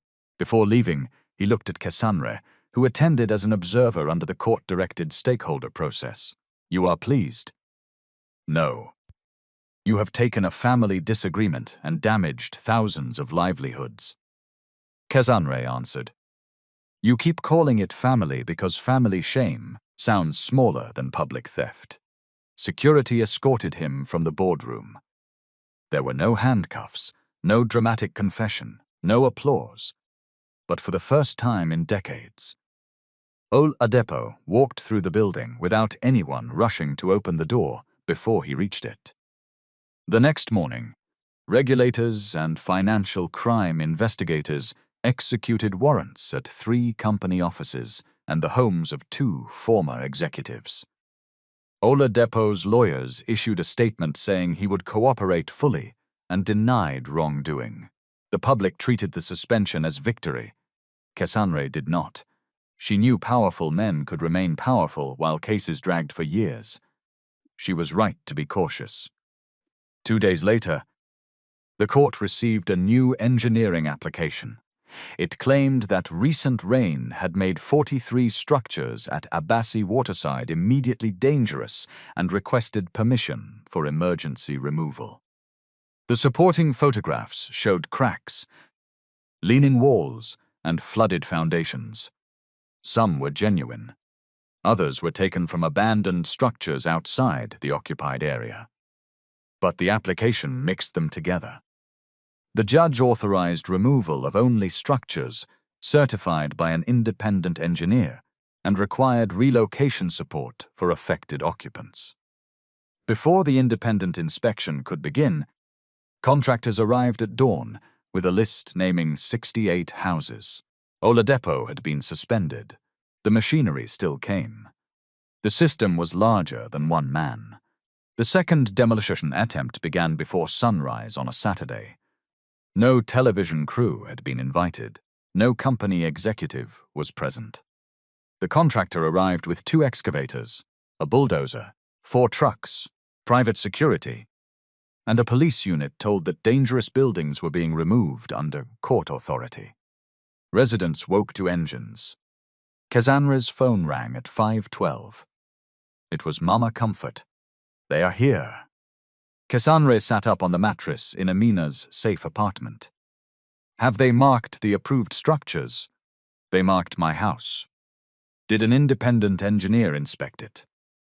Nobody entered here. Move your medicine and documents. Do not stand inside. Cassandre called Amina, Morenik, Gozi, and Tunde. Then she called Edet at the community. Start the emergency plan. Children to the church. Record the vehicle plates. Nobody should touch the machines. By the time Cassandre reached Abassi waterside, the first excavator had pushed through a row of empty fish-smoking sheds. The contractor claimed the sheds were abandoned and unsafe. Women shouted that they still used them every week. A site engineer carried a list stamped with the project company's seal. Cassandre compared it with the court schedule Amina had sent. The numbers did not match. This list has 68 structures. The application identified 43. Updated safety assessment, the engineer replied. Where is the independent engineer's certification? He is on his way. Then you cannot begin. We have begun. A private guard moved towards her. Leave the operational area. Cassandre held up her phone, recording. State your name and company. He reached for the phone. Edet stepped forward. Cassandre shouted, Do not touch him. Edet stopped. The restraint cost him. The guard shoved him into the mud. Young men surged from behind. Cassandre put herself between them. Anybody who fights will be arrested and the machines will continue. Cameras up. Hands down. The crowd obeyed with visible effort. Gozi arrived on a motorcycle, already broadcasting live. This is Abassi waterside, he told the camera. Contractors are removing structures under an emergency order, but residents and council say the site list exceeds what was presented to court. The contractor's representative heard him and shouted for security to create a wider perimeter. Amina arrived next. She served the site supervisor with a formal notice disputing compliance. He refused to sign receipt. She placed the papers at his feet while Gozi filmed. Service does not disappear because you refuse a pen, she said. Tunde reached the site without an escort. The police commander blocked him. Mr. Alaid, you are no longer authorized to control the project. I am not here as chief executive. I am here as a director and a witness to disputed records. You must remain behind the line. A scream came from the inner lane. An excavator had struck the front wall of a block room. The structure was listed as unoccupied. It was not. Mama Comfort's older sister, Mrs. Anibiat, had entered to retrieve a bag containing insulin and blood pressure medicine. When the wall shifted, part of the roof collapsed across the doorway. Mama is inside, Comfort screamed. The excavator operator stopped. Dust filled the lane. People ran. Police tried to hold them back, but panic broke the line. Cassandre reached the building first. The front entrance was blocked by timber and roofing sheets. She could hear coughing from inside. Mrs. Anibiat, a weak voice answered. My leg. Tunde came beside Cassandre. We need to lift this sheet. It may pull the rest down. A mason from the community examined the roof. Support that beam first. Men brought planks. There was no cinematic strength, no single hero lifting a house. They worked together, residents, workers, even 2 police officers, holding weight, clearing blocks, and making a narrow opening. Cassandre crawled through. Dust burned her throat. Mrs. Anibiet lay beside a fallen cupboard, one leg trapped beneath a timber beam. Her medicine bag was clutched against her chest. "Leave the bag, Mama."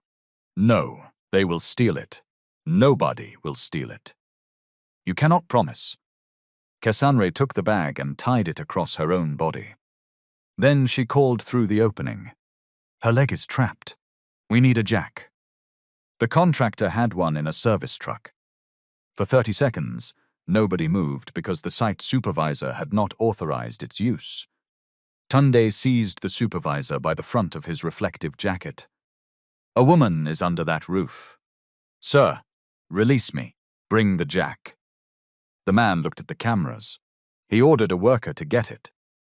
They raised the beam enough to pull Mrs. Anibiet free. As Cassandre helped her through the opening, another section of roofing shifted. Tunde pushed Cassandre forward. The sheet struck his shoulder and cut through his shirt. He fell to one knee. Residents dragged all 3 clear. An ambulance was called. Mrs. Anibiet's leg was fractured, but she was conscious. Tunde's shoulder required stitches. Cassandre's palms were scraped raw. Gozi's livestream had captured the entire rescue, including the moment workers hesitated to release safety equipment without permission. More importantly, it captured the site engineer, admitting that the independent assessor had not yet arrived. Amina turned to the police commander. "The court conditioned removal on independent certification. There is none. Continuing is contempt." The commander looked at the injured woman, the cameras, and the document in Amina's hand. Then he ordered all machinery stopped. The site supervisor protested. The commander stepped closer. "Switch it off." The engines died one by one. The silence was enormous. 20 minutes later, Morenik arrived with an electronic court directive issued after Amina's emergency filing. It suspended all work until an on-site review and ordered preservation of machinery logs, work lists, and communications. The contractor tried to remove the disputed list. Idet filmed a supervisor folding it into his pocket. Police seized the document. The independent engineer arrived after 7. He examined Mama Comfort's house. "It is not in immediate danger," he said. He examined the damaged room where Mrs. Anibiet had been trapped. The damage was caused by impact from the excavator. He reviewed the larger list. "I did not prepare this." "Whose signature is that?" Amina asked. "It resembles mine, but it is not my signature." A forged safety certification had been used after Oladepo's suspension. Investigators traced the document to the project director's office. The director claimed he received it from a consultant. The consultant denied sending it. Phone records showed calls between the director, Oladepo's former assistant, and a contractor executive the night before mobilization. That afternoon, financial crime officers arrested the former assistant and project director for questioning. Oladepo was invited to surrender the following Monday. He did not appear. His lawyers said he was receiving medical treatment. By evening, rumors spread that he had left Lagos. Tunde sat in a private hospital with his shoulder bandaged when Moreniki brought the news. "He may be trying to travel. Can investigators stop him?" "They have requested an alert, but we do not know whether it is active." Cassandre stood by the window.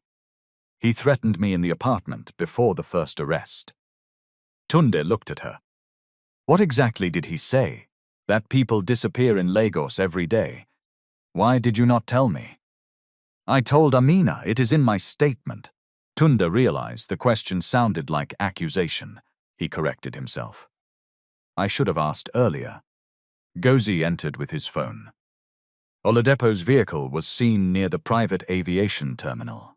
Morenik called the investigators. For the next 40 minutes, nobody in the hospital room spoke much. They watched unconfirmed messages move through social media. A photograph of a black SUV.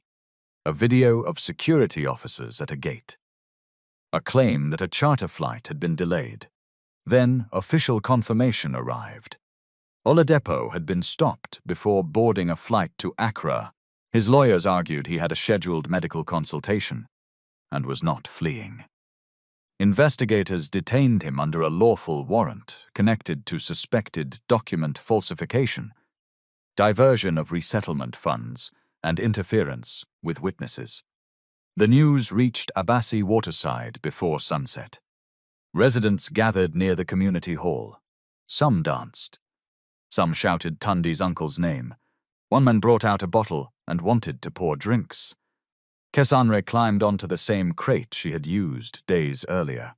Listen to me. The crowd slowly settled. An arrest is not a conviction. The money has not returned. The houses are not yet secure. Mama Anibiet is in hospital. Do not allow one man's arrest to make us stop doing the work, Ede called out. But today we can celebrate small. Laughter moved through the crowd. Kesanre smiled despite herself. Small. Then tomorrow bring your documents. They celebrated small. The Hahe people felt was not because an old man had been humiliated. It came from seeing that status had finally failed to place him beyond procedure. Oladipo spent the night in custody. His expensive agbada was replaced by a plain shirt brought by his lawyer. Cameras caught him entering a vehicle without the assistants who normally surrounded him. He did not confess. He did not beg. He maintained that all decisions had been made for legitimate commercial purposes, and that subordinates had mishandled implementation. The case would take time. Reality rarely delivered justice in one speech, but his access had been removed. His accounts connected to the disputed companies were frozen by court order. The project director and 2 consultants began seeking separate legal representation. Once powerful people stopped sharing the same defense, their stories began to contradict one another. The first consultant produced emails showing that Oladipo's office had asked for backdated community engagement reports. The project director produced voice notes in which Oladipo told him to clear the visible structures before the activists create permanent facts. The former assistant admitted forwarding the family theft complaint against Kesanre. He claimed Oladipo dictated it. Police records showed that details from Kesanre's statement had been sent to a public relations consultant before she was released. An internal investigation identified the officer responsible. The officer was suspended pending disciplinary proceedings. For Kesanre, that mattered. Not because one officer's suspension corrected the system, but because official power had used her private words to publicly brand her a liar. The consequence had to be recorded. 3 weeks later, the court ordered Aladi Meridian to disclose the complete payment trail and prohibited demolition until a lawful resettlement framework was negotiated. The company's lenders demanded governance reform. The board appointed an interim chief executive from outside the Alade family. Tunde was not restored to office. Some shareholders wanted him back after his public cooperation. Others argued that cooperation after exposure did not erase 2 decades of weak oversight. Tundi told the board he would not seek reinstatement while investigations continued. He resigned as executive director but retained a non-executive seat temporarily to support disclosure and settlement. He also placed a substantial portion of his shares into an independently administered compensation reserve. Kesanre heard the announcement on the radio. Mama Comfort clapped. He has done well. Kesanre continued sorting forms. He has started doing what he should have done. You do not praise anybody? I praise complete work. Mama Comfort laughed. Then nobody on earth will hear praise from your mouth. Cassandre finally laughed with her. The forensic audit took 4 months. Its findings went beyond Abassi waterside. 3 projects had used related payment agents. Community consultation records had been copied across locations. A relocation consultant billed for temporary housing that was never built. Not every discrepancy was theft. Some came from poor record-keeping, shared family accounts, spelling variations, and residents without formal identification. That distinction mattered. Moranik insisted the report separate proven diversion, unsupported payments, administrative errors, and unresolved claims. Calling every error corruption may sound powerful, she said, but it makes the accurate allegations easier to attack. Cassandre carried that lesson into the community sessions. They corrected their own register when evidence changed. One household that claimed no payment later found that an elderly uncle had collected money without informing the family. Another name thought to be fictitious belonged to a woman whose surname had been entered incorrectly. Truth became stronger, not because it was simple, but because they allowed it to remain complicated. At the criminal hearing, prosecutors presented the recovered binder, bank trails, emails, witness testimony, and the forged engineering certification. Oladipo was granted bail under strict conditions after several weeks in custody. Some residents were furious. They released him because he is rich, Idet said. Amina explained that bail was not acquittal. The question is whether he will appear, interfere with witnesses, or obstruct the case. We can oppose bail with evidence, but detention is not supposed to become punishment before trial. Edet shook his head. If it was me, would they explain all this? Probably not, Amina said. That unfairness is another problem. We do not fix it by demanding unlawful treatment for everybody. Cassandre remembered the wet cell floor. Justice was not making a powerful man suffer every indignity poor people suffered. Justice was removing the indignity from the system. The compensation process began under court supervision. Every claimed household received a case number. Payments could not pass through informal agents without written authority. Documents were explained in English, Yoruba, Pidgin, and local languages used by residents. People who could not read were allowed an independent witness. A public dashboard listed approved payments by case number, not full personal details, so the community could track progress without exposing bank information. A grievance panel included lawyers, surveyors, women traders, youth representatives, and disability advocates. Tunde attended the first meeting. He sat in the back. Nobody placed his name on the program. Cassandre noticed that he did not attempt to speak. For once, he had come only to listen. The negotiations did not save every house. That was one of the hardest truths Cassandre had to explain. An independent environmental study found that part of Abassi waterside sat in a severe flood risk corridor. Several structures had been built across drainage paths. Wastewater contamination had reached dangerous levels in 2 sections. Keeping everybody exactly where they were would have sounded compassionate, but it would have left families exposed to another kind of harm. The residents did not accept the findings immediately. They said unsafe before, Mama Comfort argued. They used it to lie. Yes, Cassandra replied. That is why this study must be tested, not automatically rejected. The community hired its own technical reviewer using funds from the legal support reserve. The reviewer confirmed most of the flood findings, but challenged the proposed relocation boundary. After weeks of survey work, the boundary was reduced. Nearly half the households could remain during upgrading. Others would move in stages, not all at once. Temporary accommodation had to be ready before any structure was removed. Families with fishing livelihoods would be relocated near water access, not sent to distant estates where their work became impossible. Women who operated smoking sheds received business restart grants. Renters, who had been ignored in the first compensation plan, received relocation support even when they did not own structures.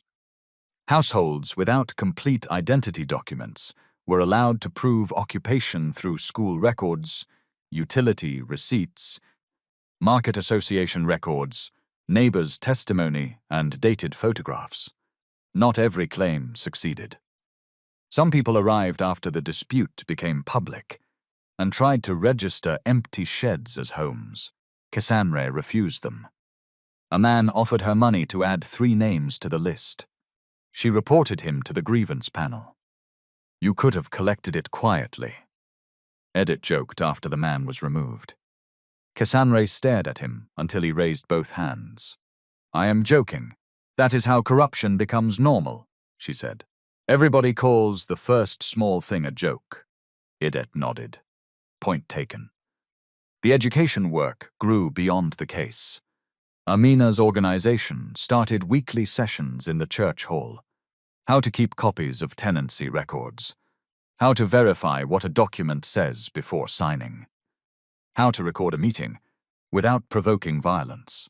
How to identify the difference between compensation, relocation assistance, and livelihood restoration. How to complain when a public officer refuses service. How to replace lost identity documents. How to protect children and elderly people during an eviction threat. Cassandre became one of the facilitators. She never presented herself as a lawyer. When she did not know an answer, she said so and referred the question. That honesty built more trust than pretending expertise.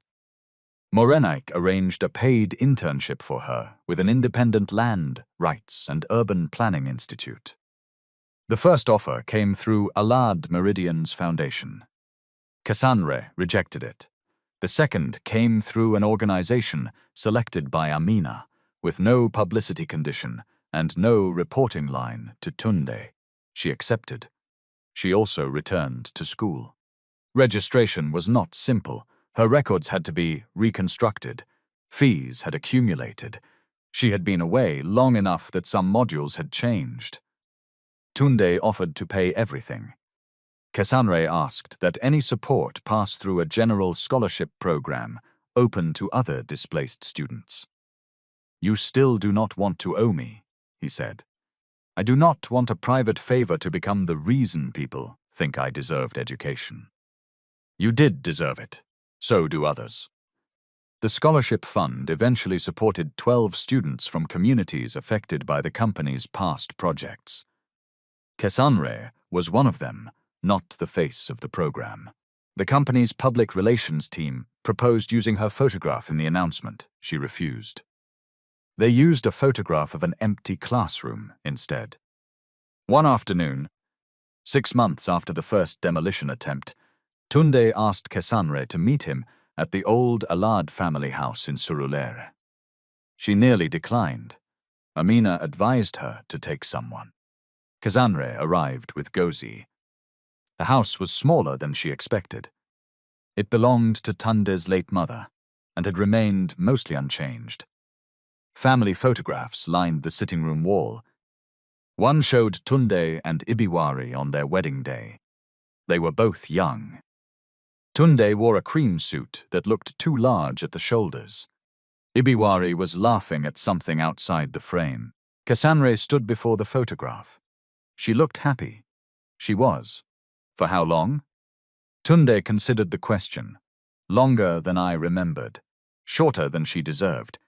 He brought out a wooden box. Inside were letters, dozens of them. "I found these in my uncle's private storage after investigators searched the family office." The envelopes bore Ibiwari's handwriting. Some had been opened. Others remained sealed. Dates covered 13 years. Tunde touched the first one. "I have not read all of them. Why?" I do not know whether reading them is for her or for me. Cassandra sat opposite him. She wrote them for you.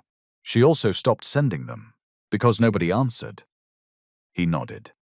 I wanted you to see these before they go to the evidence archive. Cassandra picked up one envelope addressed in faded ink. The return address was the room where she and Ibiwari had lived when she was 9. She remembered the table. Ibiwari would wait until Cassandra slept, then write under a rechargeable lamp because electricity had gone again. What did she say about me? Tunde asked. Cassandra placed the letter back. Sometimes she was angry. I expected that. Sometimes she defended you. That surprised him. She said you were not born cruel. She said power trained you to treat interruption as disrespect. Tunde looked away. She also said you loved buildings because they stayed where you put them. People did not. A broken laugh escaped him. That sounds like her. She did not spend every day talking about you. I need you to know that. He looked back. Why? Because grief can make a person imagine he remained the center of someone else's life. She built another life. It was difficult, but it was hers. Tunde absorbed the correction. Thank you. He then looked at the necklace around Cassandra's neck. I wanted to ask about that. Cassandra's fingers touched the pendant. What about it? It was made for Ibiwari. I thought perhaps it should remain with the family. Cassandra's expression cooled. Tunde raised a hand. I am not claiming ownership. She gave it to you. I know that. I was asking whether you would consider allowing me to buy it. No. The answer came without anger. Tunde nodded once. I understand. No. I do not think you do. She removed the chain. For the first time since Tunde saw her at the gate, the pendant lay in her open palm. This necklace opened your door. That is useful. But it also proved something ugly. What? If I had come without it, security would have thrown me onto the road and you would have entered your meeting. Tunde said nothing. If I had been only Salome Akanem's daughter, would you have stopped? I cannot answer honestly and say yes. That is why it should not return to a private jewelry box. Cassandra had already made a decision. The new Community Legal and Learning Center at Abassi Waterside was nearly complete. It would carry 2 names, Salome Akanem and Ibiwari Tamuno. The necklace would be placed there in a secure display with copies of the first land petition, the corrected community map, and a simple history of the case, not as a symbol of Tunde's lost marriage, as evidence of how access to power worked. Tund listened, then he nodded. That is where it belongs. The center opened 3 months later. It was not a grand building. It had a legal desk, 2 classrooms, document scanners, locked storage cabinets, accessible toilets, a small solar backup system, and a notice board listing current land and housing procedures. A plaque beside the entrance read, "A home is not only walls and roof. It is safety, memory, livelihood, and the right to be heard." Inside, the necklace rested behind clear glass. Under it were the words, "This necklace did not prove that one life mattered more. It proved how long powerful people can refuse to listen." People came expecting Tunde to give a speech. He did not. Mama Comfort spoke about losing trust in documents and learning to create records the community could defend. Amina spoke about lawful process. Morenique spoke about governance and why internal legal departments must never become machines for approving what executives already want. Gozi spoke about evidence, verification, and the danger of publishing a story before it can survive challenge. Cassandra spoke last. She wore a simple blue dress and no jewelry. "Many people have called me brave," she began. "I do not always feel brave. That morning at the company gate, I was hungry. I had not slept well. My sandal was broken. When the guard held my arm, I was afraid. The room became quiet. Courage is not the absence of fear." Sometimes it is having one document left and refusing to let somebody tear it. She looked towards the residents. This center is not here to teach people how to fight every development project. Communities also need roads, drainage, safe housing, schools, and jobs. It is here to teach that development done without people is only removal with expensive language. Tunde sat at the back. Cassandra continued. Do not sign what you do not understand. Do not hand over your only original. Do not add lies to a true complaint because you think the truth is not dramatic enough. Do not allow anger to push you into violence when somebody is waiting to use your anger as evidence against you. Her eyes moved towards Tunde, and when somebody enters your office wearing dirty clothes, do not first ask what powerful person they know. Ask what happened. The applause rose slowly, then filled the room. Tunde did not stand. He clapped with everyone else. The criminal proceedings against Oladipo continued for more than a year. Several counts were amended as evidence developed. 2 defendants entered plea agreements and agreed to testify. The court convicted 1 consultant of falsifying records. The project director pleaded guilty to using a forged safety certificate and obstructing the preservation order. Oladipo denied authorizing theft and intimidation. Eventually, the court found him guilty on charges related to conspiracy, falsification of corporate and compensation records, and unlawful diversion of funds. He was acquitted on 1 witness intimidation count, because the evidence did not establish the required link beyond reasonable doubt. Some people were disappointed by the acquittal. Amina reminded them that justice was not strengthened by pretending weak evidence was strong. Oladipo received a custodial sentence and financial penalties. Assets traced to the payment companies were ordered recovered through separate proceedings. The judgment did not repair every life. Salome did not return. Ibiwari did not hear her name cleared in court. Families who had spent years in unstable housing could not recover childhoods, health, or lost businesses from a bank transfer. But the record changed. The official record now stated that community funds had been diverted, that consultation documents had been falsified, that Ibiwari's warning was not the bitterness of a failed wife, that Cassandra had not stolen the necklace. That mattered because lies become history when nobody corrects the file. Tunde appeared before shareholders after the judgment. He did not ask to return as chief executive.